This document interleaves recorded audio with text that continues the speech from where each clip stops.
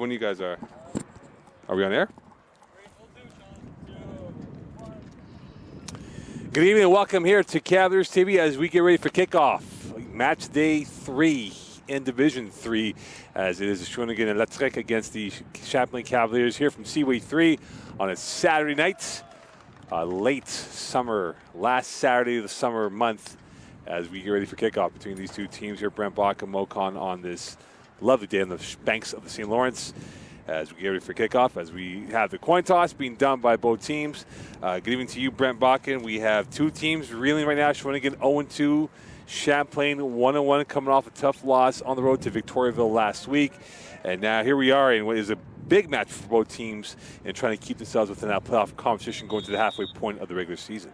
Yeah, that's exactly it. Two teams looking for a huge W here tonight. Both teams coming off a loss. Like you said, Mo, both teams getting gashed on the ground in the respective losses. Obviously, Shawinigan to Outaouais, and then, as you talked about, obviously, the Cavs against Victoriaville.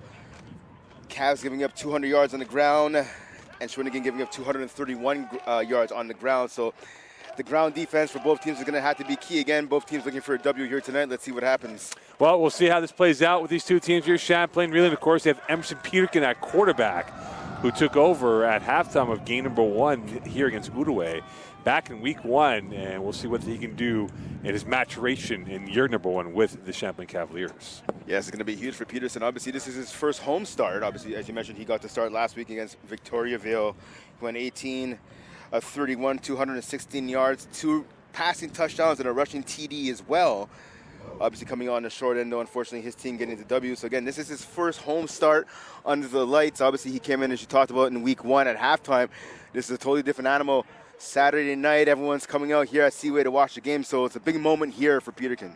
Well, we get ready for kickoff now. Champlain doing their last rites, and Shawinigan ready to come on as they now will make their way towards the right of your screen as they will go right to left for this first quarter. Champlain left to right. The wind is blowing, going right to left on your screen for this first quarter, so we'll see how this plays, of course, in the kicking game for punting and field goal kicks. And it will be. We saw last week, week 1, I should say, here for the Cavs in their win over the way. They struggled on special teams, missing a couple of field goals, leaving an extra point as well. So obviously the wind that you talked about, Mo, that can play a factor here on special teams for both teams and obviously for both quarterbacks. They both have strong arms, but we have to see if the wind's going to end up taking some of the balls and causing them to sail a little bit high. Hopefully that's not going to be the case. Well, we'll get ready now for kickoff here from Seaway 3. And it is time for some football from the South Shore. And to get things underway for the RSEQ will be Edouard Blais, along with number 30 in Marc-Antoine Montour. The returners in the far end for the Cavaliers is number 7 in Tristan Hawksby, who's playing on the far side, along with number 29 in Michael Campbell, the DB. And finally making their way through is Pio Pepin, as he was a little bit late on arrival, as now things will get underway here from Seaway 3. 0-2 versus 101. A win by the Cavaliers puts them in the top 3. And a pooch kick. And this takes a hop and right through 1, not 2. And recovered by Shawinigan. And right there, they outfoxed the Cavaliers on the pooch kick that went through a sea of hands. And just like it was 2 weeks ago here, Shawinigan gets the opening possession on the opening kickoff. Yeah, special teams once again betraying the Cavs, if you will. So you might wonder at home why the pooch kick. That's a brilliant decision, obviously, right there by Shawinigan. Bounced off of about 2 different players, bounced off of their hands, I should say. And now Shawinigan has the ball in the offensive end of the field. So obviously the Cavs are going to have to tighten up their special teams. And our quarterback is Christophe Mallet, about around 41% passer. 321 yards passing, 2 TDs in his first play, and a whistle and early movement on the line. And this might be going against the RSEQ, and the culprit is Karen Larette, who will be called for procedure and then move back 5 yards. Yeah, 1 step forward, 2 steps back right there for Shawinigan. In that case, 1 step back, which caused a false start. So 5 yards back now, so the Cavs is getting a 5 of those yards back, I guess you could say. But this is still big right now. Shawinigan in prime field position right here. See if the Cavs defense can make a stand, bail out the special teams. So 1st and 15 from the 42-by-2 receiver formation. Champlain's got about 7 in the box. Playing for the run, and the overload, low snap. rolling, short pass, far side. That's caught on a dive, like a shortstop out there for maybe 1 or 2 yards. And this will be second down coming up here. Caught by Aurélien Vincent, the running back, who this year has been the star player. Of course, 41 yards rushing, 86 yards catching. And this year, he could be the difference maker for the Shawinigan Electric. Yeah, Vincent's one of their top players, along with Julien Leroy as well. Obviously, that's going to be the dynamic duo offensively, leading the charge for Shawinigan so far in this season and here tonight. And they'll go with the trips right on a 2nd and 15, so no gain on that play from the 40. And now trying to see what the declaration is for this play coming up here for Malat. Looking to the left, far side, and incomplete. And this went right by Merc Germain, and it'll be a 3rd and 15. 2 catches for 15 yards. And again, right now for Shawinigan, they got off to a flyer, but right now they've been stuck in park the last couple of plays. And a good coverage around the outside by number 29, Michael Campbell. I had a chance to talk about him a little bit last week. Saw him lining up for the kick return. Unfortunately, he didn't get the ball on the kick return, but good coverage right there, causing the quarterback to have to throw the ball to the outside. Lost it away last week, and now 3rd and 15. Pressure from the middle, going center field. That is picked off by the Cavaliers, and here they come the other way, down to the near sideline, into the plus territory. Brought down is number 22, and Charles-Antoine Blanchard. He gets the opening pick of the game. And for the season, he had 3 TFLs and 6.5 tackles for the season so far. Yeah, good job right there. See Blanchard right there in the cornerback. I believe that was actually Campbell. You can see them kind of communicating as the ball was in the air. Blanchard said, okay, I'm going to get this. You cover the receiver, and that's exactly what they did right there. And not only did Blanchard get the INT, he got a lot of yak yards after getting an interception as well. So good job right there by the Cavs defense. Again, bailing out the special teams blunder that we saw the first play of the game. And right now the concern for us, again, is Leopold Dugain, number 51, I believe that is, on the near sideline being looked at. And so Champlain will get the ball marked off at the 47 of their own territory. And the first play for Emerson Peterkin, who this year, again, has been all-world in terms of what he does. 291 yards passing, 45 yards rushing, has now 5 combined touchdowns, 2 in the air, 3 on the ground. And the first play of the Cavaliers offense underway from Seaway. Empty backfield. Plenty of time. Going deep, firing one pass, and that was overshot. And there'll be a second down coming up here for the Cavaliers, intended for number 20 in Jaden Ralph, who's become much more immersed because, again, they do have the suspension for number 13 in Emile Gregoire this evening. Yeah, an undisciplined penalty last week, getting a little too physical in the game, obviously against Victoriaville, so he's out of the lineup here tonight, suspended. You see Ralph, the running back, motioning in and coming out of the slot basically as he ran his route. Good job by him. He was open by a couple of steps. Just the quarterback and Peterkin just overthrew it by about a foot or two. We'll see the early clues of this opening drive for Peterkin. 4 down linemen for the Electric. Play action. Rolling to the left. Short pass that is caught. Dropped by Frederick, who's been a little bit banged up this week. Had not practiced that much for the Cavaliers this week. And he has a drop. And it'll be 3rd and 10 coming up for the Cavaliers from the 48. Yeah, Frederick usually a sure-handed receiver, one of the bigger receivers, at least lengthwise, on this Cavaliers team. Last time these two teams met, Frederick did have a touchdown in that game. Obviously, the Cavs sweeping Shawinigan last year. Of course, to beat them here in the rain. Yep. On that Sunday afternoon. And right now on this Saturday night, we're under 13 minutes in this first quarter play. 3rd and 10 from the 48. Frederick leading the team with 12 catches. He's now the second receiver to the right of the formation. Gene Etchell is the second receiver to the left of the formation. We'll see if he will be called in on this next play. Peterkin stepping up, and he will take off. Away he goes over midfield, and that will be short, and a fumble and a lost ball. Shawinigan says the other way, and this might be going to the team in white, and it appears they are going to resign to the fact that they've lost football, and this will be Champlain ball. So they did not lose it cleanly. They thought they did, but now it will be a punt coming up here for the Cavaliers, as they initially thought they were losing that ball, and it'll be a punt coming up for Patricio Castro. And I got to say, I'm surprised there. Peterkin's extremely athletic. I'm surprised he took the ball over to the middle of the field to finish off that run. I thought he had the angle to get to the outside and pick up more than enough for the first down. He brought it back inside and obviously fell a little short. Castro punted about 28.5 yards per kick, and that's going to be a low shank. And this is recovered. No yards will be called just at the 44-yard line. So Shawinigan will get more yards out of it. So they both dodge bullets. Champlain on the onside kick, if you want to call it onside kick, and the INT by the Cavaliers from the Shawinigan pass. And now series number 2 for the RSEQ. What can we expect from them now? Should we see more rien in this situation now with the running game? Yeah, definitely. I mean, listen, you talked about earlier. I mean, he's one of, if not their best player on offense, and I talked about it along with Julien Roy, pardon me. So it's going to be on Mallet, the quarterback, number 13, to get the ball in the hands of their best playmakers. Let's see if they can do it right here. In the backfield is Grigori, number 31. He's now to the right of Mallet. And the first attempt from the 49 of the athletic side of the football field. Mallet looking to the near side. That is incomplete. Intended for the aforementioned Aurélien Vincent. It will be a second down coming up here for the RSEQ. See, Blanchard sniffed that play out all the way there. He almost got a second INT of the game. He drove. This was a second too late, though, to come up with the INT and that pass. The quarterback was able to set his feet, but didn't put enough on that throw to Vincent. 11:20 and counting here in this first quarter. Ooh, an almost early move by the Cavaliers from Caleb Sassy. Mallet sees the adjustment and makes the adjustment. Empty backfield going to the far side, another one hopper, and right now he's not being able to get a grip on the football in terms of where he wants the accuracy going towards his pass catchers, which has all been one hoppers in this opening quarter. And you have to give credit to the blitz right there. We saw Sassy was in there, Malcolm Gousse-Fontaine, pardon me, number 51. He came in almost a touch getting to the quarterbacks. That's why the QB had to get rid of the ball faster than he wanted to, hence the incompletion. 11 minutes left in this first quarter play. 3 down linemen for the Cavaliers. Mallet, empty backfield. Looking, pumping, taking off, firing near side. That is through the hands. Incomplete, intended for Alexis Germain.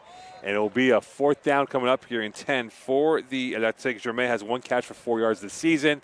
I thought Mallet was going to take off and we have a chance at the first down, but he opted for plan B. Yeah, obviously right there. I mean, if you look at Mallet right now, he doesn't have any rushing yards this season, so I guess that's why he just elected to make the pass right there. You would have liked to see his receiver there in 15 and Germain come up with the catch. Yeah, we saw Michael Campbell coming down the corner, number 29, to lay the hit on the receiver, but not able to come up with the ball. On a late substitution there, we see the returner, Tristan Hawksby, coming onto the field late. So that's the second special teams play by the catch where you have people running onto the field late. Hawksby parked at his 30. That's going to the far side. Hawksby's going to track. He's got it. He fumbles it, and he dives on a ball like the grenade that it was to prevent it from blowing up on him as he recovers his own miscue. And with 10:32 left, it will be Champlain ball for Emerson Peterkin. A bit of a disjointed opening drive for him. Had a fumble that was recovered in the last second, but of course, that first drive lacked the cutting edge that we saw from them in the second half against Outaouais back in week 1. That's exactly it. I mean, you go back to week 1, right? Champlain was pretty much asleep at the wheel, at least offensively in the first half. A lot of mistakes. He talked about the missed field goals, missed opportunities, and they came alive when they put Peterkin, in the game. So hopefully that's not going to be the same formula here this afternoon. You don't want to do that too many times, and they got lucky. They came up with the W in week 1, but you have to play a full 60-minute game. You think they would learn that from last week. So far, not a great start, though, for Champlain. Here's a handoff. First run from the ground game. Grinding the way through, spinning, pirouetting up ahead. A nice 6-7-yard gain by the Cavaliers, and that is from Tyshawn Gordon. He gets his first touch of the day. And for Gordon this year, 9 carries. That puts him now over 100 yards for the season. And, of course, they need that to be their X factor, to alleviate the pressure off of the young quarterback. Well, that's exactly it. Listen, Gordon's coming to the game, averaging almost 10 yards a carry. And you like the run right there. He actually never got tackled. His forward momentum, his forward progress got stopped, hence the whistle. But he ran that up for a solid 8 yards right there, 7 yards right there. We see he actually never got tackled to the ground. He kept his legs moving, and that's what he's going to have to do to be successful here tonight. 2nd and 3 from the 47. Another run for Gordon to the left side. Bouncing his way through into the plus territory he goes, and he's tackled by the third-level defense of Shawinigan, led by number 4, Ncombe Bergeron. And it'll be a first down for the Cavaliers, and for Sean Main, they want to establish the running game, given how big their behemoths are, the dreadnoughts on the front 5.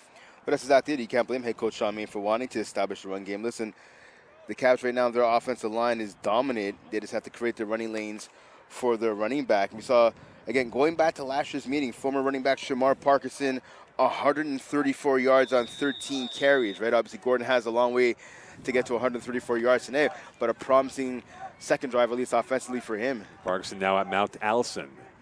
Handoff, Gordon waiting, and he attacks the hole like a greyhound, and he gets about 4 or 5 yards, and that puts them just over the 50-yard line of the Shawinigan side of the football field. So we're starting to see that is going to be a little bit of the ground game to kind of alleviate the stress off of young Peterkin at the quarterback position. And that's exactly it. And that's a smart game plan right there. Listen, again, we talked about Peterkin. He's athletic, he has a strong arm, he can run, he's smart as well, which is extremely key. But you need that run game to help him out. Again, this is his first start at home. Another handoff. Gordon, he got stonewalled by the first line of defense, and he was brought down by number 95, Julien Isabelle, a 257-pounder coming up big as he came up with a big stick against Gordon. It'll be 3rd and 5, and perhaps the pass down coming up for the Cavaliers. Yeah, and Gordon had a couple of holes to choose from, but we saw right there, Isabelle just closed him quickly.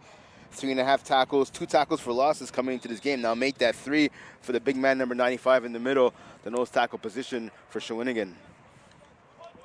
Of course, for Shawinigan, they lost 45-17, a big part to Udaway. And now is the key stretch of games coming up against the big hitters, including Lano Dare in a few weeks. Empty backfield for Peterkin. Firing. That's caught by Edgell. Pirouettes his way up ahead to the first down. And that'll be enough as he's just over the 45-yard line, south of 8, and a first down for the Cavaliers. A good job by Edgell. Survived not 1 but 2 big hits right there. Able to stay on his feet just long enough to pick up that first down. Tough receiver right there in Edgell. His 10th catch there. He's approaching 200 for the season. That would lead the team in yards in receiving for the Cavaliers, as we now have 7:40 left in this first quarter play. Edgell is now the second receiver to the right of the formation. Tyler Sauve in the backfield for the first time today for the Cavaliers. 3 down linemen for Shawinigan, and we have a timeout on the football field. Champlain calling it right now to stop the play. So right now we're seeing a much more smoother operation of attack from the Cavaliers. For Shawinigan, what's the key for them to kind of keep this at bay and not give up any points in this next drive potentially? We talked about it. I mean, we've been saying it so far, right? Gordon's been gashing them on the ground, and that was the big problem last week. Again, they gave up 231 yards to Udaway. This is the same Udaway team who came in here week 1, and I believe they had maybe 100 yards rushing. So you add another 131 yards to that. That brings you to 231. They got gashed by 3 different running backs last week against Udaway. So obviously Shawinigan, first and foremost, they have to stop the run, and then they have to create pressure. You switch sides and you look at the Cavs right now. They haven't got a sack so far in this game, but they have provided a lot of pressure on Mallet, causing him to get rid of the ball faster than he wants to. You switch sides, you bring it back to Shawinigan, they're going to have to do the same thing. You have a young quarterback there in Peterkin. You want to get in his face. You want to have him get rid of the ball early and try to create a turnover. 7:30 left here. Brent Bach and Mo Khan on the Cavaliers TV. It's a 0-0 game between Champlain and Shawinigan here from Seaway 3 off the banks of the St. Lawrence. Peterkin's got 2-by-2 look. Looking towards the middle. That is caught by Frederick, and he's brought down rather quickly by Simon Arsenault. It'll be second down coming up here, but again, we're seeing that he's taking what's given to him and not going for the kill shot as he did on the first drive on the first play. But that's exactly it. Right now, what it's about for him is just getting comfortable, finding a rhythm. You know what I mean? Getting the ball to his receiver's hands. It doesn't have to be, you don't have to be going for the deep shots. You pick those easy passes. You get the hooks, you get the crossing routes. Let him warm up a bit, let him find some rhythm, and then you start taking your shots deep. Well, he's playing within his strength right now on this drive. Pitch pass, near side. That is caught by the Cavaliers. Enough for the first down. And blasting their way through is Trey Bentley, who played quarterback for the Cavaliers last year, was a kick returner as well, and now the receiver wearing the number 19 shirt. And it'll be a first down for the Cavaliers with 5. Now make it 6:35 left here in this first quarter play. Yeah, Bentley didn't dress in the first game of the regular season. You see he's in action here tonight. So for him, it's his home opener. And you know what? You're talking about athletics, obviously, with Gordon, with Peterkin. I'll tell you what, Trey Bentley is no slouch either. He was a running quarterback last year. He might actually be the best athlete on this team. He might be the fastest player as well. So it's good that he's getting the ball in his hands now as a receiver. Up the middle, the Cavaliers go, and this will be Jaden Ralph. And he got about 3, if not 4 yards, brought down by the second-level defense of the Cataract, or Electric, I beg your pardon. It will be 6 left in this first quarter play. That's a good run right there by Ralph, a good hard run. That's what you want to see right there. He picked up a ball. Couple yards on that Yeah, play. about 3, maybe 4 yards on that play. So, yeah, so they're calling it 2nd and 7. So he picked up 3. It's a nice hard run. He fell forward. Now he's setting up 2nd and 7. You can go back to the run here on 2nd down. You can go with the patch. You have a lot of options right here. 2nd and 7. Frederick, the second receiver to the right. Peterkin rolling to his right, directing traffic, looking, pointing, waiting, looking, running, and he jukes, and he got taken down, and he's brought down. That will not be a fumble, as Simon Oxno got his hand, a fingerprint on the cleat of Peterkin. That was recovered momentarily by Arnaud Sacramone, but he was down by contact, and it'll be third down coming up for the Cavaliers with 5:10 left in this first quarter. So what you want to see Peterkin do right there, listen, he had all day. Credit to the offensive line. They gave him at least 7, 8, maybe even 10 seconds to make a decision. Peterkin rolls to his right. We saw Arsenal come down and make the tackle once Peterkin decided to keep the ball and run. You would have liked to see him throw. You had Tyler Sauvé, the former defensive lineman, now playing fullback. Talk about agility and athleticism right there. He was open. He was running a corner route. He cut it short when he saw the quarterback scrambling. He was open. You would have liked to see Peterkin pull the trigger right there. Bentley occupying the width on the far left. Shawinigan showing blitz. Was it early movement? Referee says no. We play on. 3rd and 5. Bentley open, and that's deflected. Bentley was open on the far side, and the pass from Peterkin was batted at the front 4, and the big paw of Julien Isabelle came through in the clutch. And a 4th and 5 now, and you would have to imagine they might go for it, given that the field goal kicking game has not been as evident and has been successful for the Cavaliers. Yeah, especially with this wind picking up right now. No, if I was the Cavs, I'd go for it for sure. And that looks like what they're going to do. You would like to see, I think it's a bit disappointing on a previous play, a veteran offensive line like that. When that defensive lineman came in, that's encroachment on the defense. You would have liked to see them snap the ball. That's a free play right there. Even if you throw an interception, you pick up the 5 yards right there to what would have been a penalty, pardon me. It would have been a first down. So the big money play now, 4th and 5 for the Cavaliers. Peterkin in the pistol formation. Bentley again on the far left. They have a bunch to the right for the Cavaliers. Looking to convert on 4th down. Rolling to his left. Firing far corner, and flags and a pass interference, as there was 2 Shawinigan players who are going to be called for pass interference, and that was by number 30 and Marc-Antoine Montour, who was the culprit as he put up the hands and impeded the pass catcher. So I tell you right there, obviously they shielded the receiver from getting the ball. You have 2 DBs, at least one of them needs to turn around and try to play the ball. If Montour turns around to play the ball, that flag might not get thrown. Again, there was 2 of them, though, who failed to turn around to play that ball in the air. Edgehill was just running, trying to make his way past the goal line, and basically Peterkin just threw up a prayer, and it got answered right there by the Shawinigan defense. So the Cavs utilized their get-out-of-jail card on a 4th and 5, and now they have a first down and a 1st and goal, that is, officially, with 3:45 left here. This has been a time-consuming drive for them. Relax right now on the highway. And that is going to be a pothole of Shawinigan players coming through. And devoured was number 28 in Tayshawn Gordon once again. He was brought down by the front 4 of the RSEQ. And this will be 2nd down coming up here for the Cavaliers. Yeah, I believe that was number 45 there. Jeremy Millet just knifing through the backfield, knifing through the offensive line as well, untouched pretty much, and made the tackle. He got some help as well on the back end of that play there. But a good job by the Shawinigan defense of bursting through the line of scrimmage and making a tackle. His 2nd TFL for the year, his 5th tackle of the season officially, as we approach 3 left on this first quarter play. Edgehill, the 2nd receiver to the right. Bentley, the wide out to that side. Rolling, firing, Bentley diving, and that ball had a little too much heat on that, and it'll be a 3rd down coming up here for the Cavaliers, south of 3. And this is where they've had issues here, Brent, in the red zone inside the 10-yard line. They've not had the ingenuity to find the open man to get themselves the 6 points that's at the doorstep. Well, I tell you right there, Peterkin, obviously he threw a scorcher there to Edgehill. Pardon me, Frederick. I think that pass actually was intended for Bentley. Bentley came out of the backfield, but he got tripped up by one of the defensive linemen or linebackers. I think that actually was the first read as it hit Bentley in the flats. Bentley, Edgehill on the right. Blitz from the middle. Edgehill is open, and now spinning out is Peterkin to the right. Flagging the play on the far side.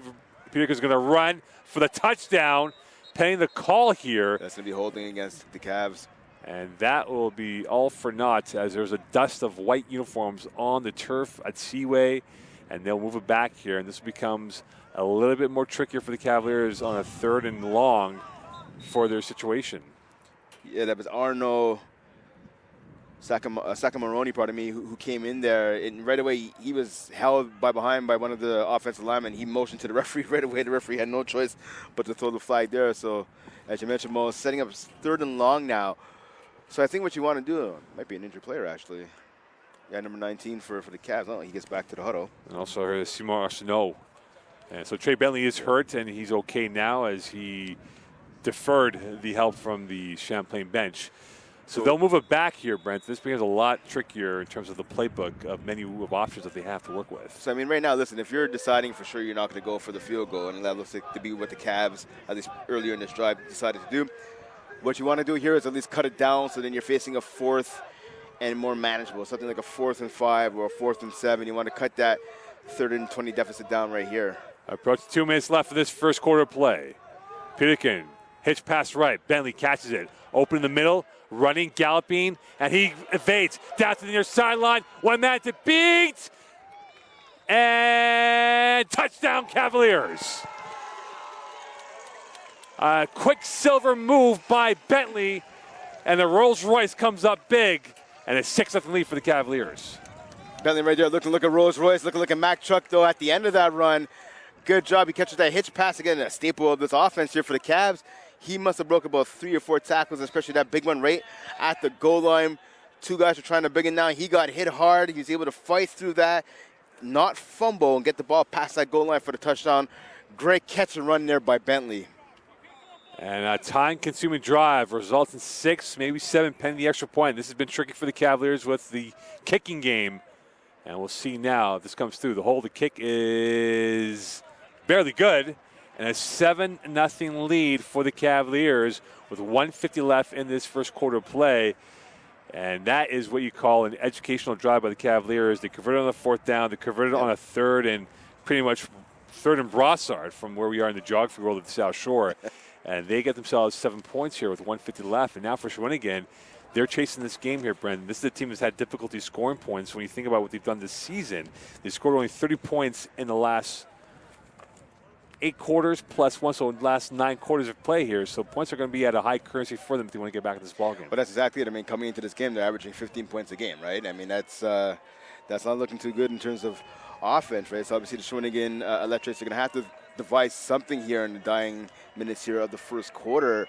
Again, now they're behind, and if you're them, you don't want that heel to get too much higher, too much bigger, if you will, to climb up. So Shawinigan's going to have to do something. And if anything, right here, they need to pick up a couple of first downs to give their defense a break. So Nicolas Tetreault will be the one who will kick the ball off here for the Cavaliers, and he's officially number 17, not number 18 on the score sheet. And this is a return ball on the near side.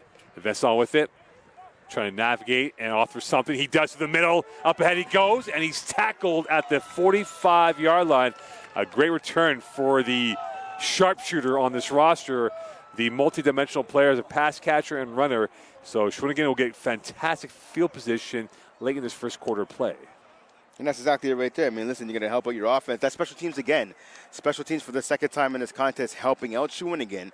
Now let's see if their offense can take advantage of it after that big return by Vincent.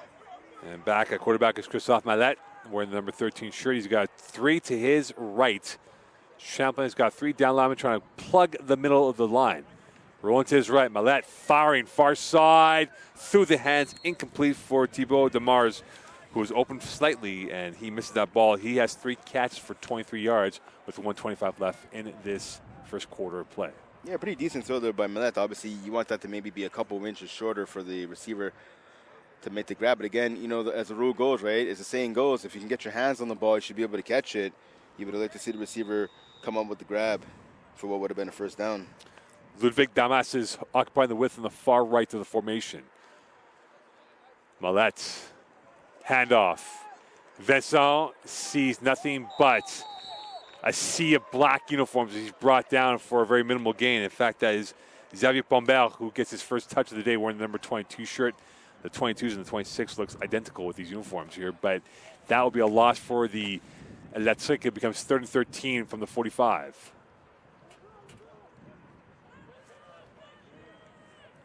Yeah, so 3rd and long now. And this, if you're the Cavs, if you remember the Cavs defense or the coaching staff even, this is what you want. You want to force your opponents into 3rd and long. It's going to have to be a throw here unless the Shawinigan goes with the draw. Empty backfield. To the far side, that's caught by Vincent. He's got space to work with. Into the plus territory. He goes to the 50, forced out of bounds by number 22 in Blanchard. And that is how you call a fast and furious play by the RSEQ, who were dead to rights and now get themselves a first down with 28.3 left in this first quarter play. Vincent with an electrifying play right there. He picked up a pass and by all means probably should have been tackled after about maybe an 8 to at most 10-yard gain there. He was able to use the speed though to get to the outside and pick up more than enough for the first down. From the 46, clock is rolling. 15 seconds left here in this first quarter play from Seaway 3. Blitz from the middle. Millette sees it, throwing middle, incomplete. Flagging the play, as that might be a little bit of too much touching from the Champlain defensive end. And that is what you call a penalty against the Cavaliers. And that was intended for number 23 and DeMars. I think they're going to call Sam Hudabees, number 21, and they may be calling pass interference. I think they're going to say he got there a second early. Yeah, it is pass interference. On the defensive end of that play, you saw it was a very bang-bang play, and it's what the naked eye was saying that time. Says pass interference by the Cavaliers. So 5.5 left here in this first quarter play. As you talked about, it is a bang-bang play. It's hard, the referees, they only have one shot at it. To me, it looked like Hudabees got there just as the ball got there, but penalty against the Cavs.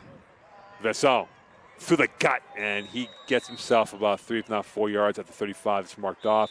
And at the end of one, it is Champlain 7, Shawinigan 0 from Seaway 3. Brent Bakken, that was opening 2 drives, or the opening first 2 drives, that is. It was turnover. Next drive was Champlain on a long drive, almost going from here to Toronto, and they got themselves 7 points. So right now, Shawinigan's driving. There's a much better response from them on serve. Could they come up with points here, whether it's 3 or 7? So you see that big run right there to finish off the first quarter there by Vincent. That, that was their best run of the night so far. And if you're Shawinigan, it has to give you a little bit of confidence as they struggle in the ground game. Obviously, last week in their loss to Outaouais, we talked about the amount of yards that they gave up. I'll tell you what, they only had 23 rushing yards on 16 carries last week, did Shawinigan. So far in this contest, they've been pretty much stonewalled by the Cavs defense, who's been winning at the line of scrimmage. But you see that big run right there. All it takes is a little bit of momentum and confidence to get that run game going. So if you're Shawinigan, you want to keep chipping away. Well, Vincent has that pace and ability. And that's a broken play for Millette. He's going to take off, and he got himself a couple of yards on that play. He was brought down rather quickly by Lavasseur. But that was a broken play, and it was an RPO, and there was no option on that play. That was just quarterback keeper ended up being the only option on that play, and that definitely wasn't the design. A good tackle, though, by the veteran in Lavasseur from Saint-Julie. Because I'll tell you what, if he doesn't tackle Millette right there, Millette would have picked up more than enough for the first down. Well, that could have been a fruitless trip for them. It ends up being a positive gain. It would be 3rd and 4 from the 34 of the Cavaliers side. 3 to the left for Millette. Early movement. Start. And there's a lot of finger pointing right now, and it could be Ricard Fortin called for that, or it could be Gus Fortin called for that for the Cavaliers. And now there's a congregation of not 1, not 2, but 3 referees talking about what the call is going to be. And Ron Romanado, the head referee for today, as he makes the call. And it'll be against Shawinigan procedure. So they'll deduct them 5 yards. It becomes 3rd and 9 from the 39 with 14-15 left. So a little bit more trickier than before. But you would have to imagine that, Brent, with them going into the wind, this might be a situation where they might have to go for it because it might be 4 down territory. And that's exactly it. Again, you talked about the wind, the way it's blowing, especially kicking a field goal. And the wind is kind of blowing right at us right here, going from left to right. You don't want to try a field goal. You don't want to try a long field goal in this type of wind. So, yeah, you have to imagine it's going to be 4 down territory for Shawinigan. Hunting for a first down is the RSEQ. Millette, time, pressure, hit, incomplete, and there will be a flag on Caleb Sassy. It might be helmet to helmet. And Millette, very happy about that, which was dead to rights, almost a cul-de-sac, ends up being a first down for the RSEQ. Yeah, and it's so hard there for Sassy. I can tell you as a former defensive player, you want to get that lick on the quarterback. Sassy, though, should have let up a little bit. I mean, listen, in this day and age of quarterbacks, you breathe on one, and it's usually a flag. I'm not sure if they're going to call a helmet to helmet here, or hit to the head, I should say, pardon me. But, again, you're better off just wrapping him up and not throwing him to the ground. And they'll move it up to the 25 of the Cavaliers. It'll be 1st and 10. So RSEQ stay off the execution now with 13:45 left in this first half. Blitz from the Cavaliers. play action, near side. Vincent's got real estate to work with on the near side. One man to beat, and he is devoured by a congregation of 4 black uniforms. And right now, there is no answer in stopping Vincent, who's been a pass catcher and runner for this electric offense today. Yeah, Vincent looking like the one-man gang out there, having his way with the Cavs defense. Obviously, you talked about earlier, he's their most important player, so the Cavs are going to have to, I don't know if it's getting a spy on him or playing man on him or rolling their zone defense in his direction wherever he goes. They're going to have to figure out a way, though, to stop him because he has been the spark plug for the Shawinigan offense. Vincent, he's got his own language, his own style, his own flamboyance, and he is definitely the backbone as the central figure in this offense for Shawinigan this evening. South of 13 this first half.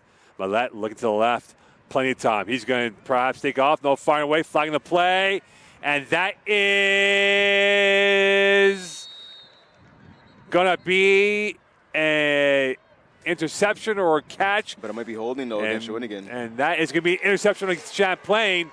Their second INT of the day, pending the penalty call here. And you say holding against Shawinigan here, Brent. So it was Michael Campbell, I think, who made the INT. And it appears it is Campbell, indeed. There was a delay because there was a tussle on a 50-50 ball, and the referee wanted to make sure he had the correct call, and he does on that situation, Champlain ball. So now for Shawinigan to come up empty with 12:49 left, and that was a drive that looked like it was going to be promising, ends up being empty. What it is, I'll tell you what, it's deflating for the Shawinigan team. Again, you talked about this, their best offensive drive of the game. They drove up and down the field. They were in scoring position. And obviously that ball, 50-50 ball, you don't want to toss those so far from the end zone. The fact that that ball hung in the air so long gave Campbell a chance to run underneath it and rip the ball out of the receiver's hands for the INT. And I'll tell you what, congratulations to Michael Campbell. He's one of my guys, first career INT as a member of the Cavs. Shawinigan never gets into this neck of the woods for score points. And now firing up the middle, caught in stride. Federic hit in stride as he was brought down with an autograph from Justin Patry. And what a throw by Peterkin. That's probably his best throw of the season, as that was a laser finding his targets. And Patrick came up with an autograph on the chest pads of Federic. Yeah, great catch right there by Federic. Making the catch, making the grab, and surviving the hit. And I'll tell you what, Patry is no slouch. He's his #1 tackler on his defense. 23.5 tackles coming into this game. He also has an INT to his credit. So good job by Federic Jr. coming up with that catch and surviving the hit and staying up. A couple of white jerseys ended up having to bring him down to the ground, so good job for him. From the 45, first and 10 for the Cavaliers, 11:45 left in this first half. Handoff up the middle, and that will go for about 4, if not 5 yards, and brought down by Bergeron. And the ball carrier coming up big on that time, and this time it is from number 20 for Champlain and Jaden Ralph. So we're seeing a rotating cast of characters when it comes to running the ball here, keeping the legs fresh. As you said before in the first quarter, there's no Shamar Parkinson this year, who was the bell cow, as you go with pretty much the fresh leg of the committee of running backs that they have. Well, that's exactly. But you know what? They even ran a little bit of this last year, obviously, with Matthew LaRose, and even the year before that with Anthony Muchaka, basically keeping guys fresh. And that's what you have to do. Listen, the running back position is not easy. You want to get as many guys in there that are effective as possible, and that's what head coach Sean Main is doing here tonight. Peterkin through the hands. And Champlain thought it was pass interference as shadowing Mr. Trey Bentley was Maric Jean. And it'll be a 3rd down and 3 coming up here from the 52, south of 11. So, and this is what the run game does for you if you're the Cavs, right? I mean, they picked up 7 yards on that first down. Unfortunately, that pass out of Bentley was incomplete. As we see Gordon coming back into the game right now, don't be surprised here to see a run. Yes, they're pretty much approaching midfield.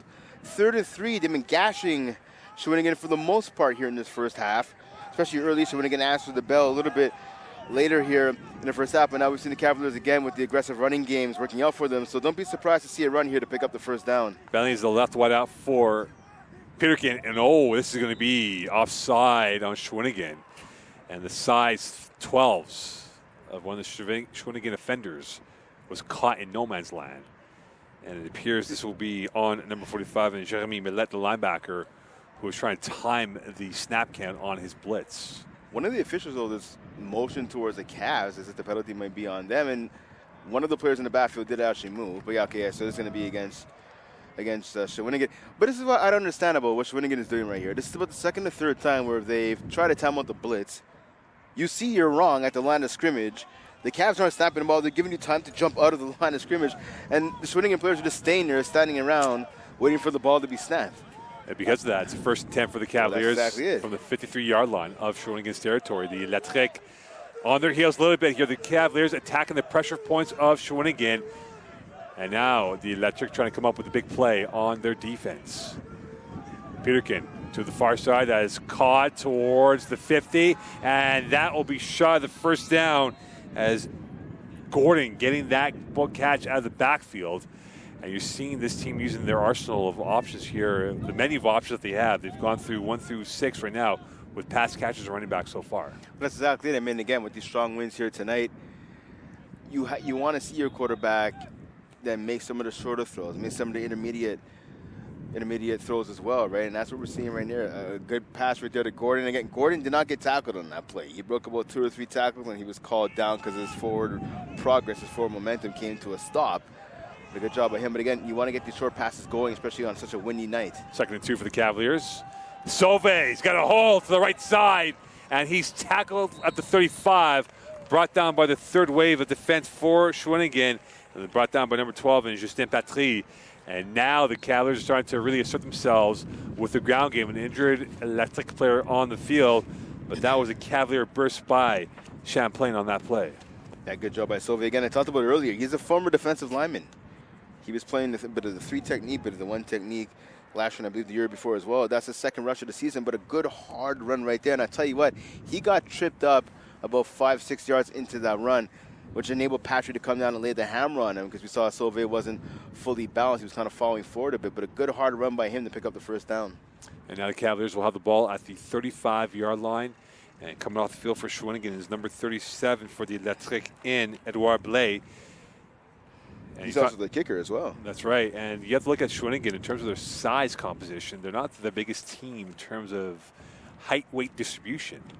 And so you have to wonder with this Cavalier front 5, with their O-line, if they can lean on this rather smaller front 7 of the RSEQ. Tell you what, Shawinigan only has 3 players over the height of 6'4", right? And after that, it's a bunch of guys 5'8", 5'5", 5'10", 5'11". They only dressed 51 players as well for tonight's game. So, I mean, they have to be careful with the bodies going down here. South of 9 in this first half. Peterkin has time. Launching one, near side, edge hill. And there was too much depth on that pass. Incomplete. And in on the coverage was number 21 for Shawinigan and Gab Langevin. And it'll be a 2nd and 10 come up here for the Cavaliers. So you like the idea right there on the player. One-on-one coverage on the outside. You have one of your best receivers in Echo going against one of the defensive backs right there. Unfortunately, that pass was just a little too far for Echo. 2nd and 10 for the Cavaliers. Clock is rolling as we have 8:40 left in this first half. Echo is the second receiver to the right of the formation. Bentley now the width receiver on the left. Handoff. Right side and through a pile of dust. It will be Gordon, who somehow went from maybe a 1-yard loss to maybe 3, if not 4-yard gain on that play, using his ingenuity to get through the wall of white. Yeah, so the right tackle there, Gabriel Catarina, he got blown backwards off the line of scrimmage. So good job by Gordon, not only avoiding the guy who blew back Catarina, but again, keeping those legs moving, going forward. There's about 2 or 3 other tacklers who wrapped him up, but he's able to pick up some yards. He talked about that should have been a loss of 1 or no gain at the most. But again, he picked up a couple of yards right there to make it now 3rd and manageable, 3rd and 5 for this Cavs offense. So a lot easier for the Cavaliers. Again, you have to wonder if this is 4-down territory with the wind. Not a gale force wind, but it's a wind that can impact the kicking game today. To Sean Gordon in the backfield. Pop pass. Here comes Frederick near side. Frederick turns the corner up ahead. 1 man to beat, and he will get forced out of bounds at the borderline of the goal line. And he was forced out of bounds by Bergeron.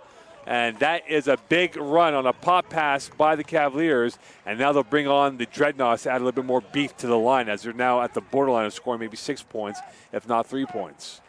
Yeah, good play call right there by the Cavs offense. And I think it caught Shawinigan a little bit off guard right there, if anything. There's a flag on the play as well, Brent. So we'll see what this call is. And this came near the Shawinigan side of the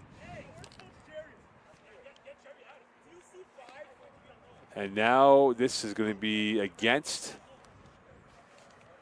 Champlain. So now Champlain would move back here. So Shawinigan given a bit of a lifeline into this situation as now they'll have to alter the roster composition of the bigs coming off, and they'll bring on a little bit more speed as Bentley comes back in and the heavies go off, and also coming back into the hoppers, Gordon as well. Yeah, so we saw 3 big guys coming on. Saw a big receiver there, number 88, Baptiste O'Dwine, along with an offensive lineman and defensive lineman. Again, that penalty now gets them out of basically they're at the 1 yard line, maybe the 2 yard line, so that gets them out of their goal line package, and now back to more of a base formation, adding some more wide receivers back into the game. Yeah, from their 12, exactly. Hitch pass right. That is caught by Bentley, and a deluge of white takes him out, and this time led by number 45, the linebacker, and Millette. And this will be a second down coming up for the Cavaliers from the 13. Yeah, fool me once, fool me twice. The Shawinigan defense right there said, you're not going to fool me anymore with that hitch pass. So right there, Bentley caught the ball. As soon as he tried to turn to get upfield, a swarm of white jerseys were surrounding him. Yeah, they were hunting in packs on that play, and they got themselves a big stop. In fact, a 1 yard loss. It'll be 2nd and 11 from the 14 for the Cavaliers as we have about 6:34 left in this first half of play. Brent Bach and Mocon here on the Saturday night. Edgehill and Bentley are on the left of the formation. Play action, roll to the left. Plenty of time for Peterkin. Firing, and a great defensive intervention coming through, intended for Edgehill.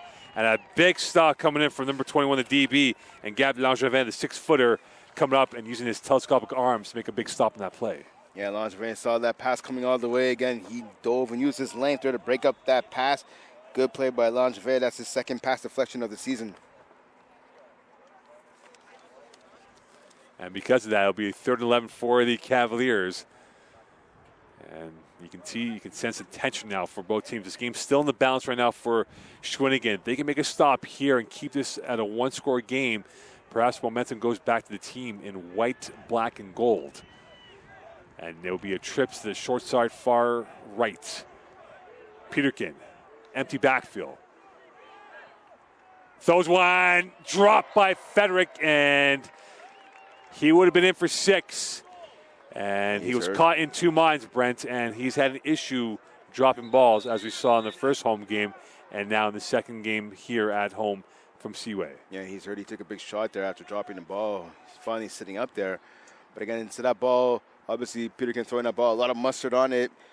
I understand there's a lot of contact, right? It's a physical game, but you want to see your receiver come up with the grab right there. That would have been 6. And Frederick, who had a fabulous start to the season, that he was option A, B, and C for Champlain against Outaouais. Has been banged up the last week and a half, 2 weeks, and you have to wonder how healthy is he at this juncture of the season. Of course, for the Cavaliers and for the league, the bye week comes Thanksgiving, which is about 3 weeks away officially. And they know the stretch run is pretty big for them, Brand, because when you think about who they have next Friday, Llano-Dare on a short week, exactly, and that's a massive top 2 game. Because you think about the playoff race right now, it's 4 that gets in. Top 2 will have home field in the crossover playoffs with the Northeast. So that's a massive game when it comes down to the bigger picture of the Division III playoff run. And that's exactly it. I was going to say, tonight's game takes that much more significance. Obviously, you want the 2 points. But if you're the Cavs, you can't overlook the Shawinigan team. Yes, they're 0-2. They're second to last in offense and they're last in defense, but you can't overlook these guys because, again, you understand you have Llano-Dare next week. That's the cream of the crop right now, sitting at 2-0, obviously with Victoriaville. But let's be real, let's be honest. Llano-Dare is a better team than Victoriaville. So if you're the Cavs, obviously you have your shots on beating the team who's in first right now. But you can't overlook Shawinigan. And again, you switch sides to Shawinigan. This is a hungry team, right? This is a team who went 0-8 last year. This is a team who their last taste of victory was all the way back on October 30th, 2021. They actually got a 10-0 win over Victoriaville. So this is a team that it's been a long time. It's been almost 2 years since they tasted victory. So you have to imagine Shawinigan obviously coming out here tonight, looking to pull off the massive upset. That means the Cavs, they look like they were ready to play to start this game. They've turned it on offensively. Obviously the defense has come to play. They're pitching a shutout right now. Let's see though the special teams. You talked about the struggles that they experienced in week 1.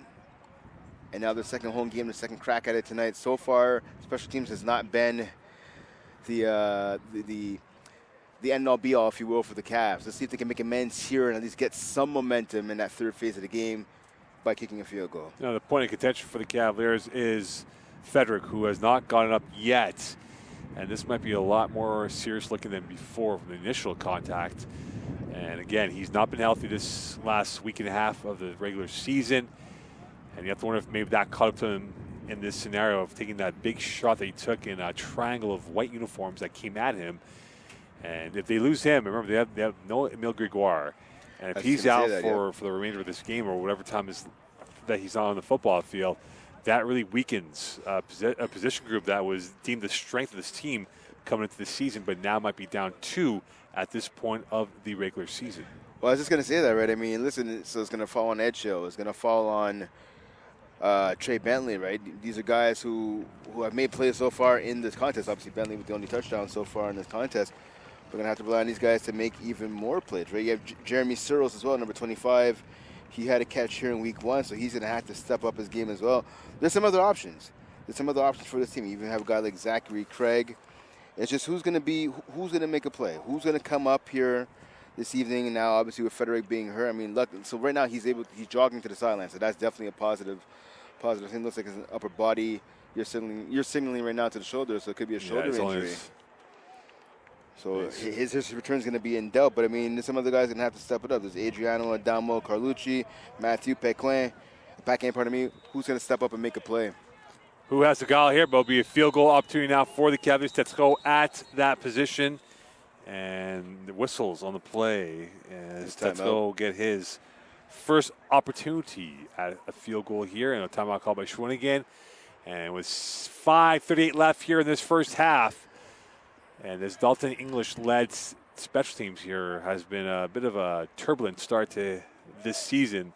And they would like nothing more than 3 quality points coming off this drive if they can hit this field goal now. Well, that's exactly it, right? I mean, we talked about this a few moments ago, pardon me. The special teams, it's been a struggle. And that third phase of the game that often goes overlooked. And the struggles right now that Champlain is having in that area shows you exactly why it should not be overlooked. And listen, points right now are on the board. 5:38 remaining here in the first half. It's still a 1-score game. You get the field goal here, you're up by 2 scores. That's what obviously the Cavaliers are looking to get done here. Let's see if they can do it. Again, the wind is not helping them right now, and you have to imagine the confidence might be a little low. But I'll tell you what, they can score some points here. We can see a swing in the opposite direction. A swing of points, perhaps, or a swing of the kick coming up from Tetsuko that can give them 3.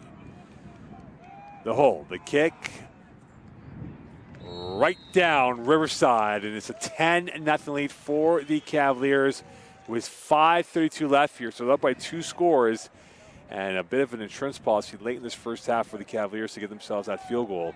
But of course now the big storyline is young P.J. Frederick, who is hurt as we speak, and you have to wonder for the long view of this game if he comes back, and that adjustment will be made now for Christophe Mallette and this electric offense here.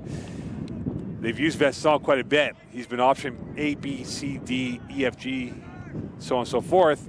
But who can step up after him to be a tour de force for this team here, Brent? Because quite frankly, they have not had many options on their menu of desirable attacking. Well, I tell you what, again, I talked about Leroy, perhaps Merrick Germain, Thibaut Demars has had a drop or 2 so far. They're going to need somebody else. If Vincent has done his part, he needs his teammates now to help him out. Early movement from the Cavaliers, and unfortunately for Lavasseur, he was in no man's land. So we'll get 5 free yards for Shawinigan. They'll move it up as a blush will not be squared for him on that moment. So look at the ball now at the 40-yard line of their side of the football field.